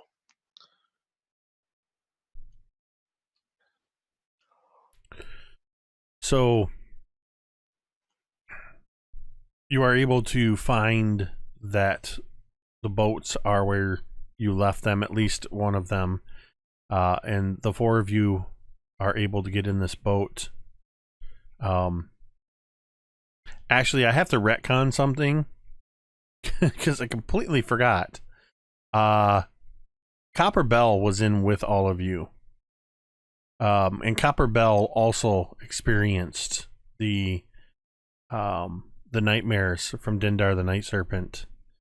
We'll say that Copper Bell had fallen asleep fairly quickly, curled up on one of the cushions, and was asleep when you were all looting. And Copper Bell is, of course, affected by the exhaustion as well. But yeah, I just remembered as we're coming out. Oh yeah, there's a tabaxi with you all. She did remark upon waking and finding that it was a dream. She cursed under her breath. I thought that was the glorious death that I was promised. Alas, I will have to stick around with you some more. If these dreams are any indication, I will get my glorious death if I hang out with you. Sorry, she sounded like Sylvester for a moment there. Glorious death! So the 5 of you are able to get into one of these boats and make your way back along the underground river. Everybody make me a perception check. I will roll one for Dunala. Walu gets a nice big 8. Dunala's sulking. He seems to be withdrawing a bit with a 4. What about Brill and Vale? Vale rolled a 14, so it's a thing. I got a 15. Nice. And let's see. Copper Bell got a 13. So Copper Bell and Vale and Brilinya, as you are moving back along this underground river, there's this one kind of stone isle in the midst of the river that the 3 of you see a form lying there. 2 of its 5 heads rise up as the Hydra sits, but it doesn't move. The heads sort of hiss in your direction. And you see on this stone island the other 3 heads leaning down near it is the body of Rosnasi, where the Yuan-Ti deposited it. It does not come after you as you continue your way through this river. You find your way to the bank and the long tunnel that leads back to the surface, coming out of that small building where you all entered into the secret entrance to the Yuan-Ti temple. You see, upon emerging, that there are a few Yuan-Ti brood guards and a couple Malisons that are on the rooftops, but they do not seem to. They don't seem hostile towards you. In fact, a couple of them just sort of give nods. One of the Malisons with snake arms sort of points with his snake arm towards the northwest.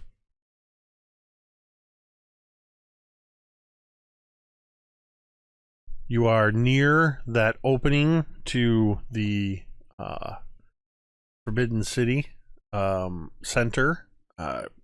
This whole area, of course, being Omu. You are in. Find it here. Go.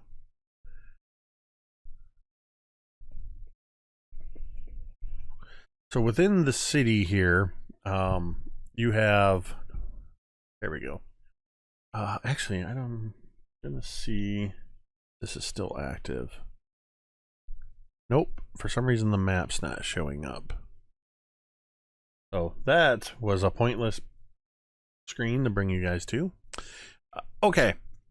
So basically, you know you need to make your way to the northwest.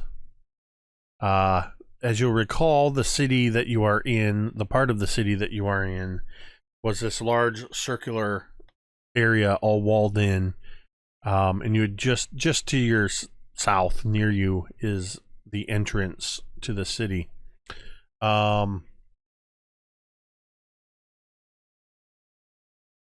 You can go out that way, or you could go to the north, and you would have to go through part of the sunken city. Or you would know from the way you had previously gone that if you kind of backtrack a bit, there's that boulevard that ran north and south, that was, it seemed to have run pretty much the full length of the city. So you could backtrack your way through that way as well. How would you like to proceed? Do you want to try trailblazing, or do you want to stick to a known path? I would suggest, I mean, if it's faster to go forge a new path, then I would say trailblazing, but do so a little bit cautiously, especially depending on, the timing, if we can still do it properly. Otherwise, then, yeah, I guess we would have to go and go back the way we came. I'd live dangerously. So I'm going to try something here. And this is because it's D&D Beyond is why I'm trying something here. I think if I do new tab,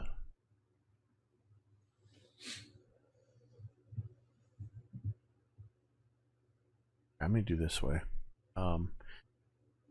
Go ahead, weigh in, Brilinya and Qualu, as you guys emerge. Actually, real quick, why don't each of you, Vale, roll me a d20. Qualu and Brilinya each roll me a d20. What do you got, Vale?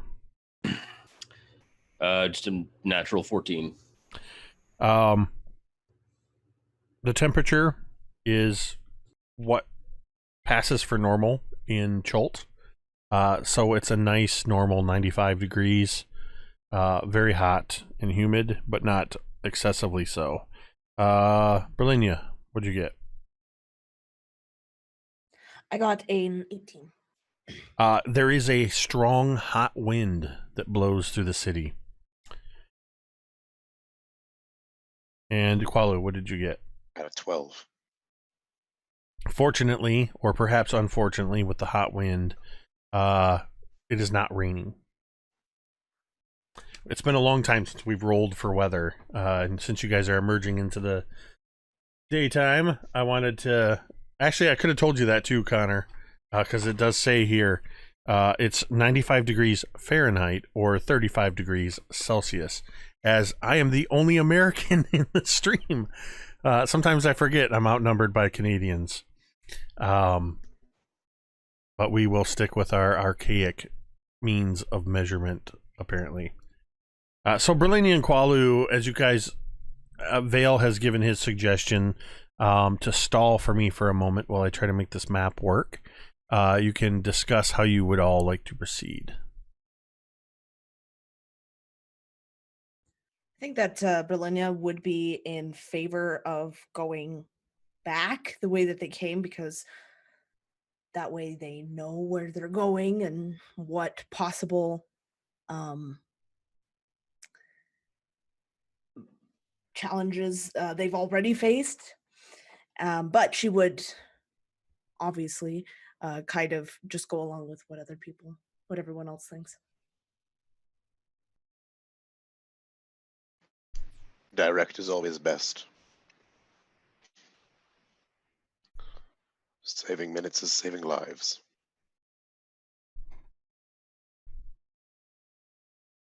Fortunately, it didn't take me too long. I brought up the version with the numbers apparently, but doesn't matter. So there you can see where the 20B is on the map, that is where you emerged. So your options, you know that you are moving, you need to go to the northwest. So your options would be move through the city and try to find your way out through that opening to the north. You guys have all seen this, and that's why I don't mind showing you, because you all approached from the air. And you're heading up towards where number 13 is, where you were told to the north. Well, actually, it kind of stretches around from, so this whole area from 11 up to 13 over to 14 and 15. That's sort of generally where you were told you need to go into that area. And then you can see that long boulevard that runs. So if you come down out where 20B is and head towards 8 and 7, that's where you crossed the river through the buildings. And then there's the that northwest boulevard if you choose to take the direct route. You see, this map was actually just illustrated by Eric after he did a big flyby, and he just like gave a physical copy to the party. Unfortunately, it was after he was feeble-minded, so this isn't even in Chult. This is something he found on the back of his Captain Crunch in the morning at the monastery. I've never heard of a town in Faerun called Newark. What is this? What is a turnpike? What is this Jersey? Another type of cow? So it is entirely up to you how you want to proceed. I just need to know. And if you want to completely go off the path, you could check out the giant lava pits to the south as well. I've heard they're great this time of year. Right, well, I say while Dunala's back is turned, we book it right out of here, go right back to Port Nine Zaru,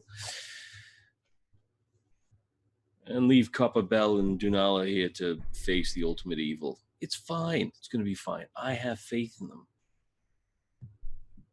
This is what happens when Mike realizes he hasn't broken the fourth wall yet. Yeah. But in all actuality, I think it would be not a terrible idea if we go trailblaze ahead. If we try and move, I mean, this part of the flooded area of the city, and I was kind of pointing to the opening in the wall, I'm sure we can find pieces of broken building. We could probably try and zip along beside. Oh, and I still have that scroll just in case. And I pull out that scroll that I got all the way back, I think in like session 5 or 6. The one that I thought was like super powerful, but it's like, no, Mike, it'll only transport you 500 meters, like in one direction, in kind of one spot. It was kind of like not like a blink spell, but like, just like a mini portal spell. What was it? I remember we got this scroll, and you were trying to explain this scroll to me, this magic scroll, and I still had it. And it was like, you were saying how it was like this scroll of, not exactly you said it was something about a portal. And so I'm like, cool, we're going to take this right to Omu, everyone. And it's totally fine. But then you're like, no, you can only travel like a few hundred feet or something like that.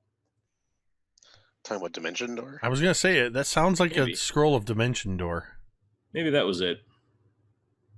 I can't remember. I just remember getting it near the very beginning of the campaign. I think it was like session 4 or 5, and I believe I found it on I don't know. Either we found it on an enemy or something else happened. I don't doubt that you have it, but based on your description, it definitely sounds like Dimension Door. Maybe that's what it was. And then I thought it was like something like super awesome, like, oh man, we're gonna take this all the way to wherever. But I was wrong because I'm dumb. Yeah, Dimension Door will transport just you 500 feet. But I would remind you, and with the switch over to D&D Beyond, I don't know who has it in their possession, but you guys do own a folding boat.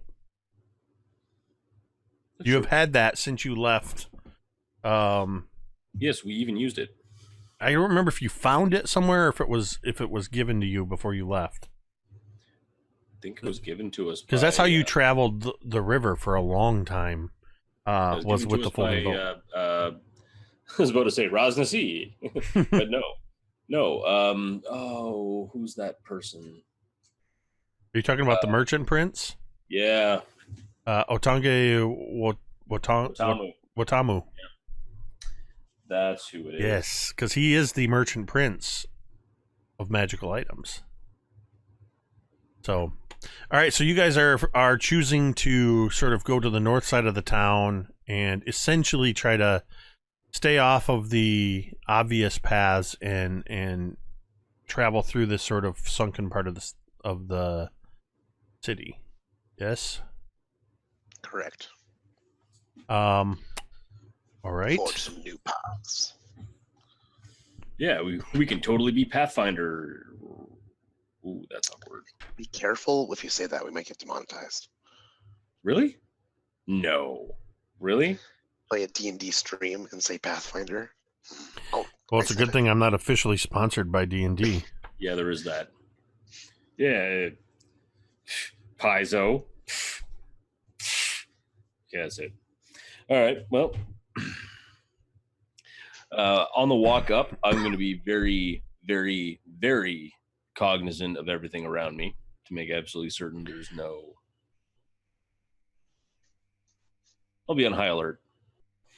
All right. You get to the northern part of the city, and the whole way, as you're traveling, Yuan-Ti, Brood Guards, and Malisons, and Purebloods, they just sort of, every street you turn down, you see more appear. And they're just watching you. They're armed, and they just seem to be watching where you're going. Eventually, you come to that northern part of the city where it's flooded. And you are able to pull out your magic boat, which does extend to a, what is it? It's folding boat. So as you've done before, you are able to extend it to a 10-foot long, 4-foot wide, 2-foot deep boat. You do know, of course, that it has the ability to turn into a much larger boat. You just haven't had the room to do so with it. And you're able to begin sort of paddling through. And you can see, real quick, as we're about to switch away, I did add one domain devil back for you guys, as Chesic Student, our mod, has resubscribed for 3 months. So thank you, Chesic, for that.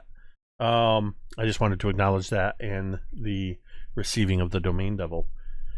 All right, so looking back here at the map, I'm gonna grab it, and you've gone to the north there through that breach in the wall. You're sort of paddling. You can see straight ahead. There's a little bit of waves are moving forward. There's a waterfall to the north there where it says 17. And you can see as you move out through these buildings, you can see the water crashing down this waterfall, flowing in through the streets. You can see one of the shrines of the trickster gods there where number 16 is. Its doors are ajar, and knowing that you possess 6 of the puzzle cubes and that the Weeping Friars possess the other 3, that it was either the Yuan-Ti or the Weeping Friars that went through this temple. What direction would you like to go? Up towards the waterfall, or do you want to kind of work your way more westerly? I mean, I'd kick myself if we didn't look behind the waterfall to see if there was anything there, because there's probably something there. All right, so... Well, hang on. Just because I say something doesn't mean it's all of a sudden going to happen, I would like everybody to make a perception check, as Vale has drawn attention to the waterfall. The waterfall. The waterfall's noticing us. 13. 7. What'd you get, Qualu? 17. Qualu. As you all are just watching this waterfall, you see the water foaming and turbulent where the water crashes into from above. The sheets of water pouring over, hundreds and thousands of gallons of water, hundreds and thousands of liters of water pouring over the cliff. You begin to see in the sunlight, you see, of course, the spectrums of the rainbow as the mist catches the sunlight. But then you begin to see shapes moving within.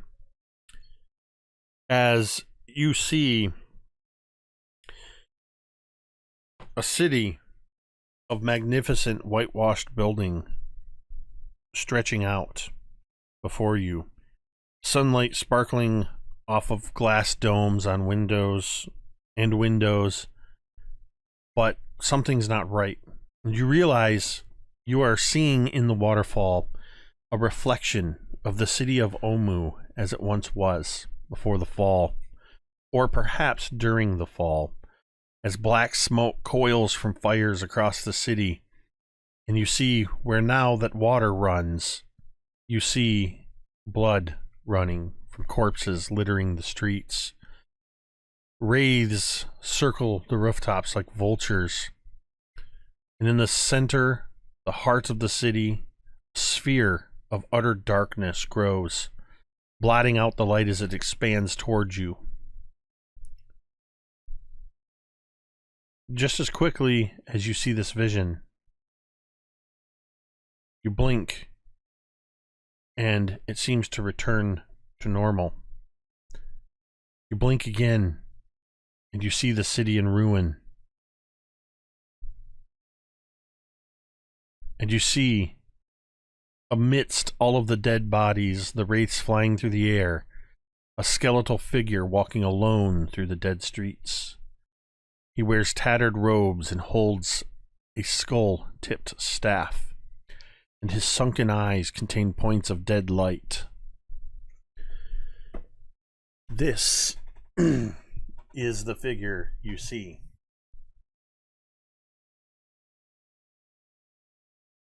As based on the things you've been told, you believe that you have seen a vision of the fall of Omu and Serak the Lich walking the streets of the city. And then it's all hot wind, cool waterfall mist, and rainbows. The vision gone. Qualu has a goose skin after seeing a calamity of such grandeur and seeing the blood flow from the water in one moment and none in the next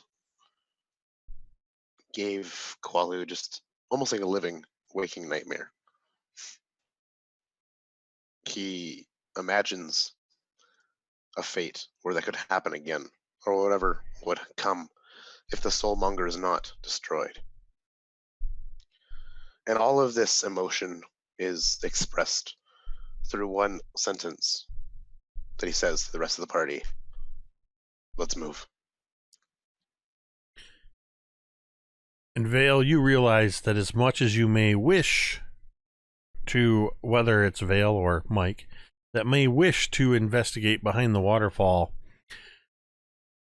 it's so turbulent, you can't even maneuver your boat closer than a couple hundred yards away without some sort of magical assistance. Yes, because just the flow is pushing your boat away, and you have to decide if you're gonna, at which point you want to head west. And we'll jump over to the map once again. So you basically, you can cut back towards the wall of the city, or you can go kind of between where that temple is and those 4 buildings just below it. Or you can, basically looking at the map, where do you guys want to land? I'm trying to give you choices without seeing like I'm like trying to lead you, because I'm not. Please, go to number 15, wink. I'm just kidding. Qualu would see the beach that is up and to the left of the circle 16. In between those 2 patches of green as a good landing point. All right. That way the boat can be hidden, and then of course someone would correct Qualu, and that it's a folding boat and can fit in a backpack. All right. So I would like, as you are paddling, I'm just going to say whoever wants to make the roll can make the roll. It will be with advantage because you're all basically helping. I just want to see, I want a strength athletics check to see if you can actually get it up towards that beach against the current. I think Qualu is the muscle of this rowing. Just saying. So because of my layer of exhaustion, I'm not gonna lie to you. I'm actually quite a chunky boy. I'm pretty strong there. Yeah, you've got some a little something going on with your strength, don't you? Yes, I do. Yeah, I'm a bit of a strong boy, so yeah, I'll assist him. So my athletics check is going to pop out to be an 18. Even without your help. Just out of curiosity, Vale, roll me in athletics with advantage. That'll be a 28. Qualu, you're putting your effort into rowing this thing, realizing you have more brute strength than Brilinya and Dunala. Dunala's not even really helping, to be honest. Copper Bell, as much as she wants to have this sort of glorious death, she does seem to be avoiding the water a bit. So you feel that you need to be the one. You're sweating. You're pushing the boat with the oars, and Vale's watching you. This relatively slight half elf. And then I just picture at some point Vale just sort of deliberately picks up the oar, and with not even the same amount of effort as Qualu, just starts taking these big strokes, and suddenly you feel the boat cutting through the turbulent waters. And you are very quickly able to get it up around and make landing on that little area in the overgrown street. It only takes a few minutes for you to make landfall and magically fold your boat up and stow it away. Would you immediately begin moving westward through that area? I have a quick question. With the Weeping Friars, I know there's Brother Mateus and then the twins, and then they had hired mercenaries, but were there other brothers and sisters who you could recognize? From talking to Ulrich Sokramis, the scribe, anybody else that had accompanied, basically Mateus and the other 2 were the only ones that survived, and Okramis himself. When you had first come upon that sort of encampment area, it was a slaughter. There were the mercenaries that they had hired. There was the tribal warriors, as well as several, probably about a half a dozen or so Weeping Friar acolytes that were all dead, as well as some Yuan-Ti, but the Yuan-Ti had been burned apparently by their own in that shrine that Dunala had seen.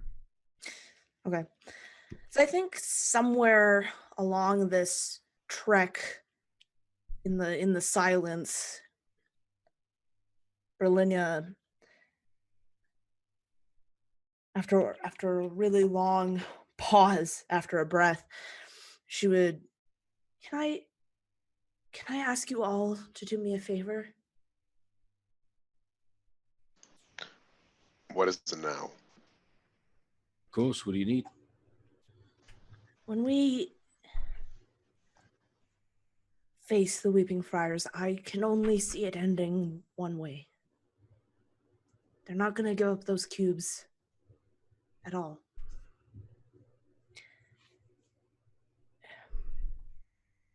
Whoever strikes down Brother Matthias, will you leave him alive long enough for me to speak with him first?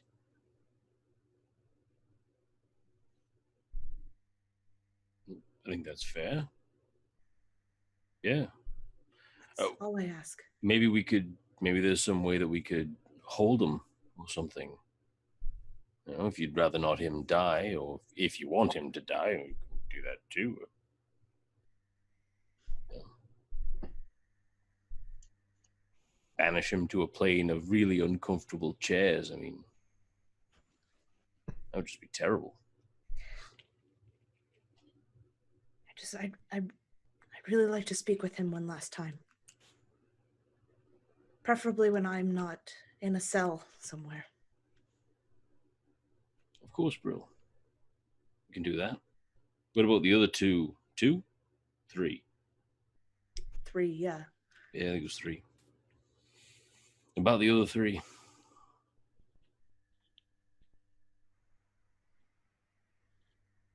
True. All right, fair enough. I was listening to what I was trying to find your guys' passive scores on the overlay, so I was a little distracted. But where is your passive score? There it is. Yeah, there were only the 3 total. There was Brother Matthias and then the other 2.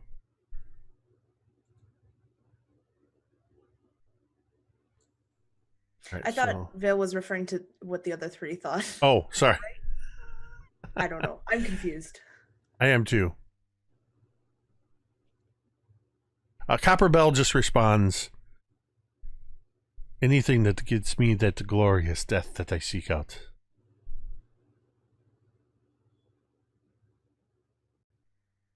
Who is it?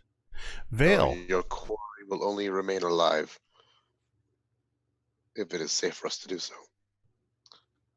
If he threatens us, my blade is pointed at his throat. In an effort to save all of us, I will strike. That's fair.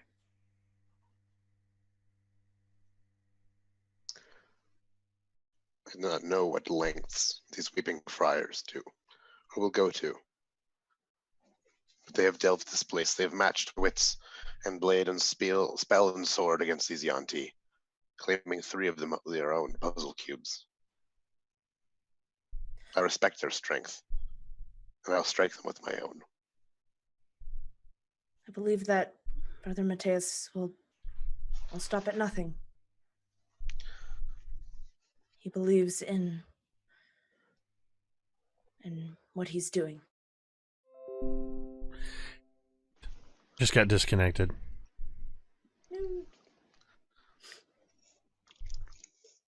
Somebody quick. Let me know when you're back on. So I can have a No, fire. Somebody quick, let them know. Well, actually, it's showing me. Oh, there it goes. It just froze.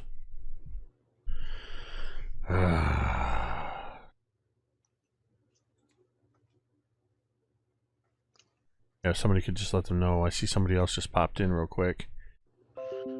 And over yes, should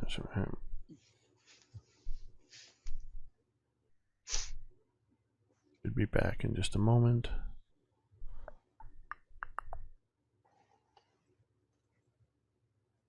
Do, do, do, do, do, do, do. It should be.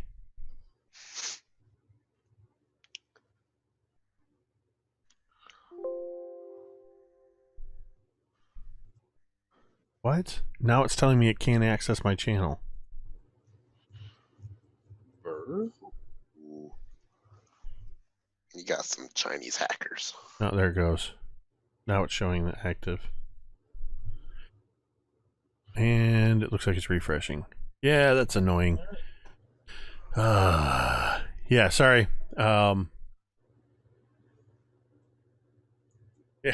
there we go. All right. So yeah, that's the welcome you get. 20 sides to every story. You come in, you say hi, and we disconnect. It's a glitch that we're dealing with. I'm trying to figure out. We'll get it solved. So Qualu, I believe you were just saying that if you had your sword to his throat and it was a danger, you would execute Brother Mateus.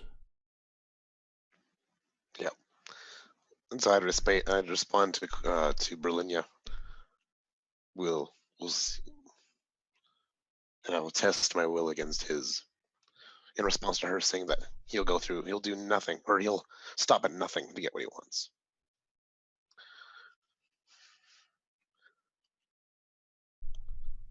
As Qualu just stares ahead, marching and forging a path through this overgrown city.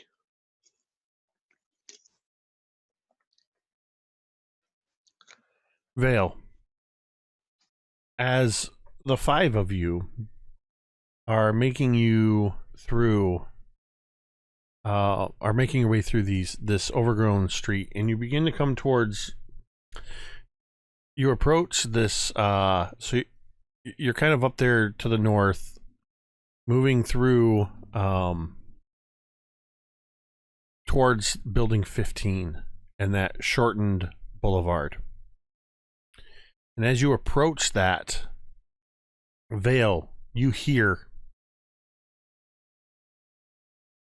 just up around the corner of that little kind of boxy looking, almost looks like a wall just north of 15. You hear something. You're the only one that hears this. You hear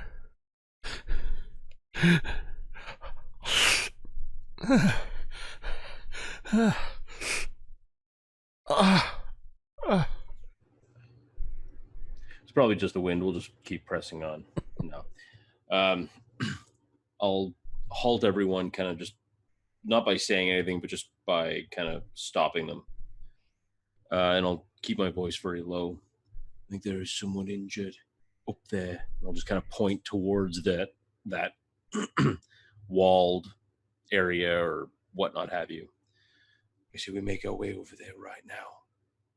The tongues of snakes can make many sounds. I recommend you keep your wits. Yeah, but we haven't fought anything yet. You're right, the DM probably has another encounter ready for us. I mean, probably, but just not right now. That's why I just head straight on through. Brilinya, make a perception check. I'm going to say at advantage because Vale has drawn your guys' attention.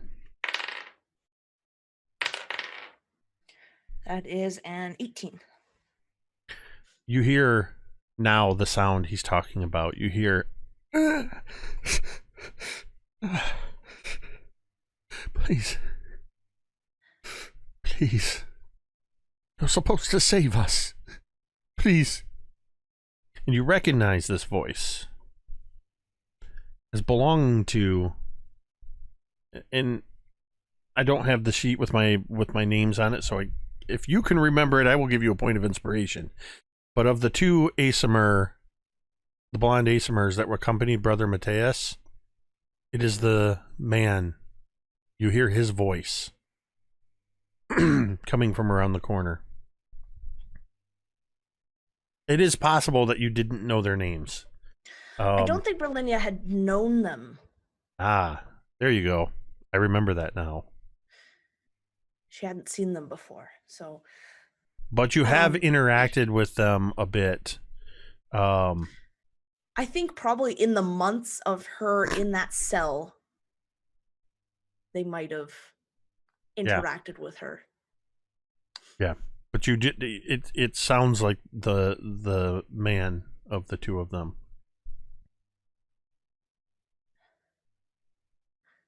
She would kind of look over. I think Brother Mateus is here.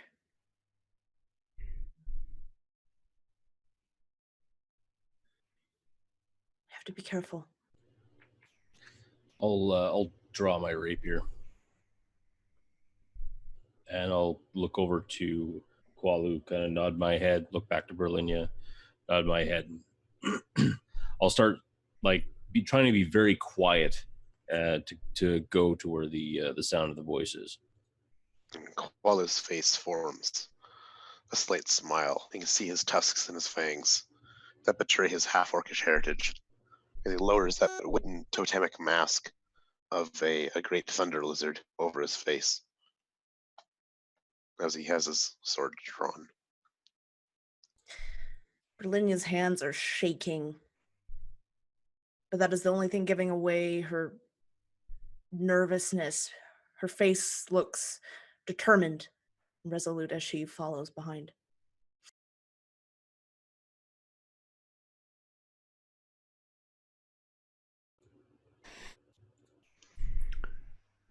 So who's leading the way around the corner? I will. You come around the corner, Vale. And you see, slumped on the ground, in a growing pool of blood, clutching at his abdomen, the male Asimar warlock. You can see his intestines spilling out. He's attempting to hold his insides in. 3 giant gashes are ripped across his chest and abdomen. His robes, once that almost pure white with red lining of the Weeping Friars, now completely crimson and soaked. His skin, already pale, is almost translucent as his blood leaks out. It wasn't supposed to be this way. You're supposed to protect us.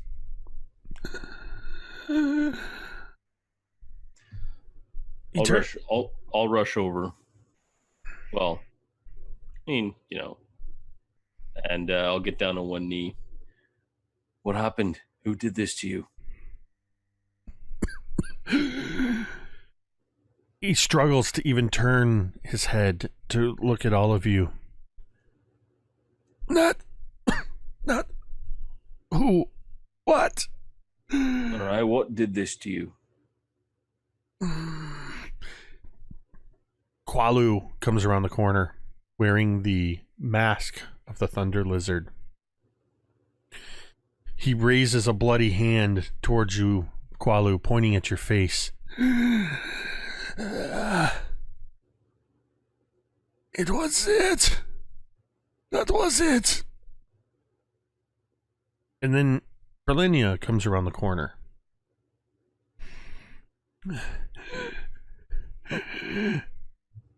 He was supposed to protect us. He is mad. Mad. And then you hear this wet, sort of gasping sound, and then you hear...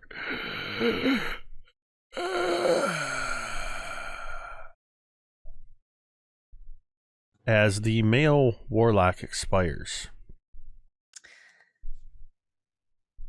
Wow, didn't even get a chance to lay on hands the guy. I still think that Brilinya would still try, though as ineffective as it may be, she would cast Spare the Dying. She would use any of her healing spells that she can. In the moment, as you're thinking of this, I'm going to say something that happens that may or may not affect whether or not you wish to cast a spell. In the moment that this warlock, this Asimar warlock, expires, you all hear from behind you in the direction that this warlock is facing. You can see the boulevard. There's a few trees. You know that that other long boulevard is there. You're near where you were supposed to be. And suddenly you hear this sort of crackling of magical energy. This... You've heard... All of you have heard these sounds before. Vale, Dunala, more so than Copperbell and Qualu. It sounds just like when Brilinya launches magical energy, these blasts of eldritch energy from her hands. As these magical blasts cut through the trees, and you hear a sound of somebody crying out, a female voice, ah! And suddenly, through the trees, sort of almost as if thrown, but levitating in the air, is the female Asamer. She comes crashing through the treetops. As she does so, flying backwards, these wings, kind of as she's trying to grab air and hold herself back, you see her hold both hands out, firing eldritch blasts out from her hands at something. And then you hear the ground shakes. The ground shakes again. You feel it rumbling through you. You hear the cracking of the tree as you see this massive head, not just of a Tyrannosaurus Rex like you've seen before. This one, its skin is not undead and decaying. This one seems very much alive, and it has feathers coming back from its cheeks and cresting across the top of its head. It has a single head. As it breaks through the trees, looking down on the scene, it opens its mouth, and you just hear this tremendous roar. And that is where we are going to end. So you can decide at the beginning of next session if you still want to try to heal. I was trying to protect you from burning spells when something is happening. So you can still try to heal the dead warlock if you want. I did. So Jake gets an inspiration point for having an anatomically correct Tyrannosaurus Rex. Let me see here.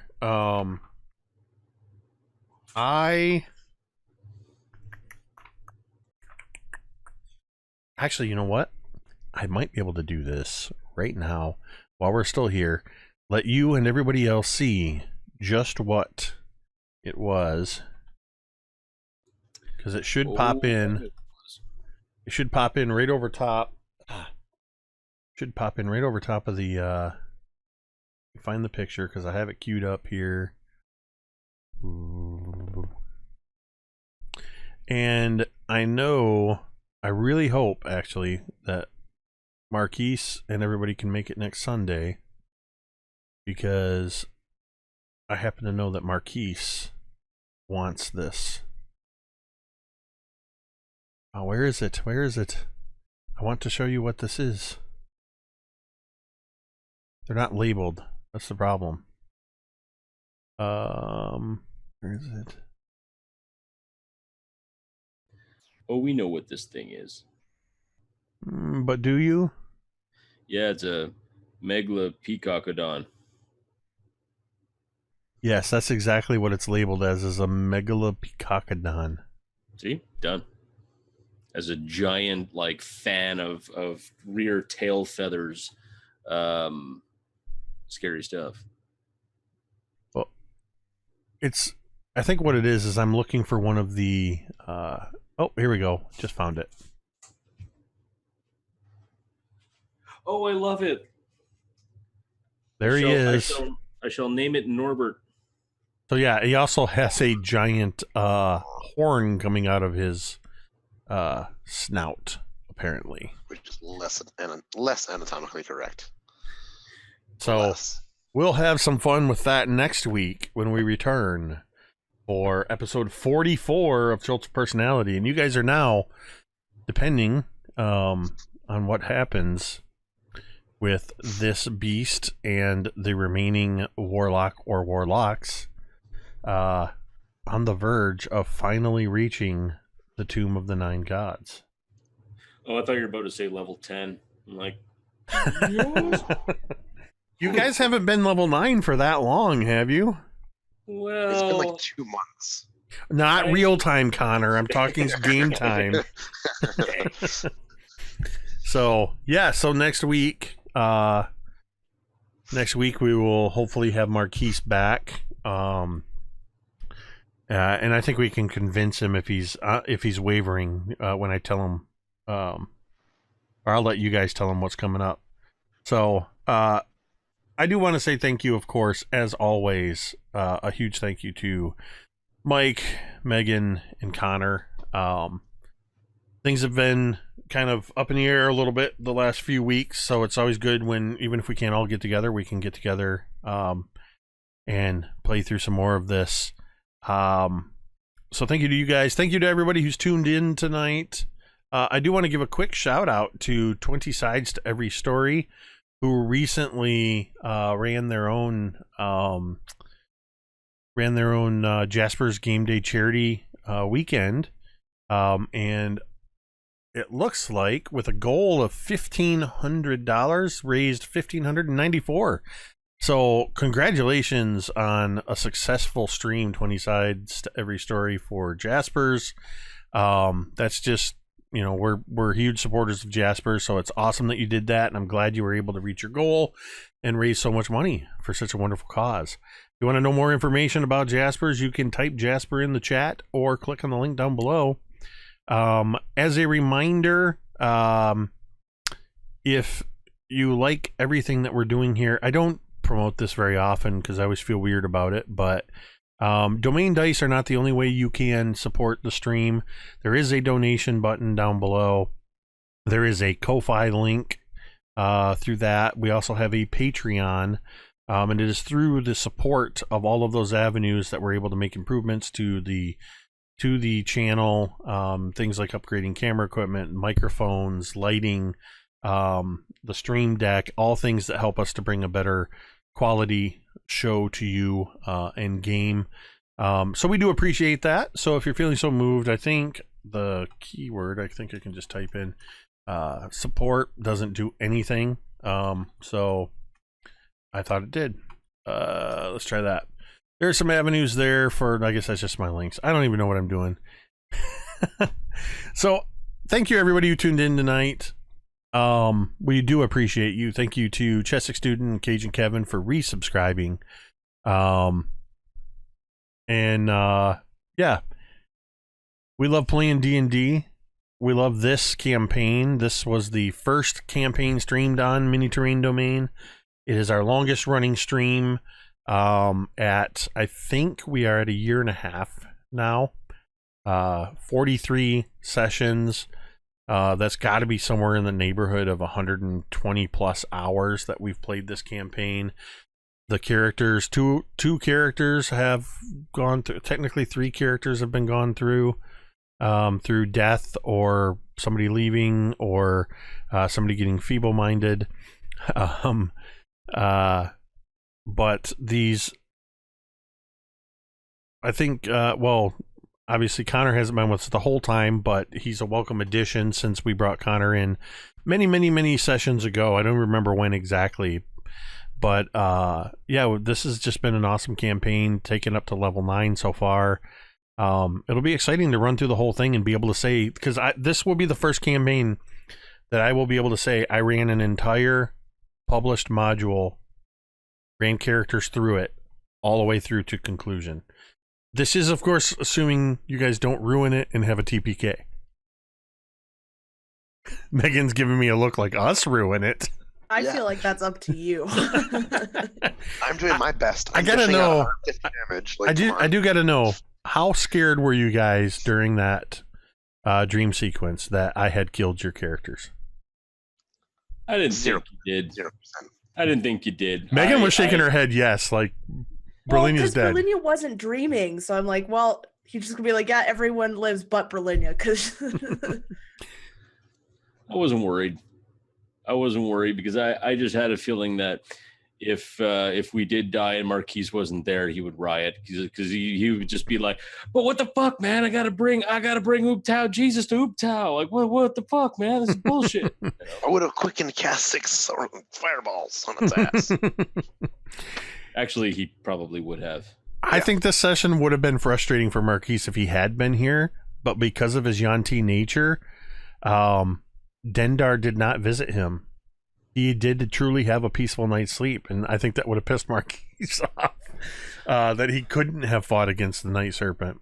Although I think with Marquise, he may have come up with some creative way to spin it and would have had, because he's always done some incredible things with the nightmare magic that his Yuan-Ti nature has used. So.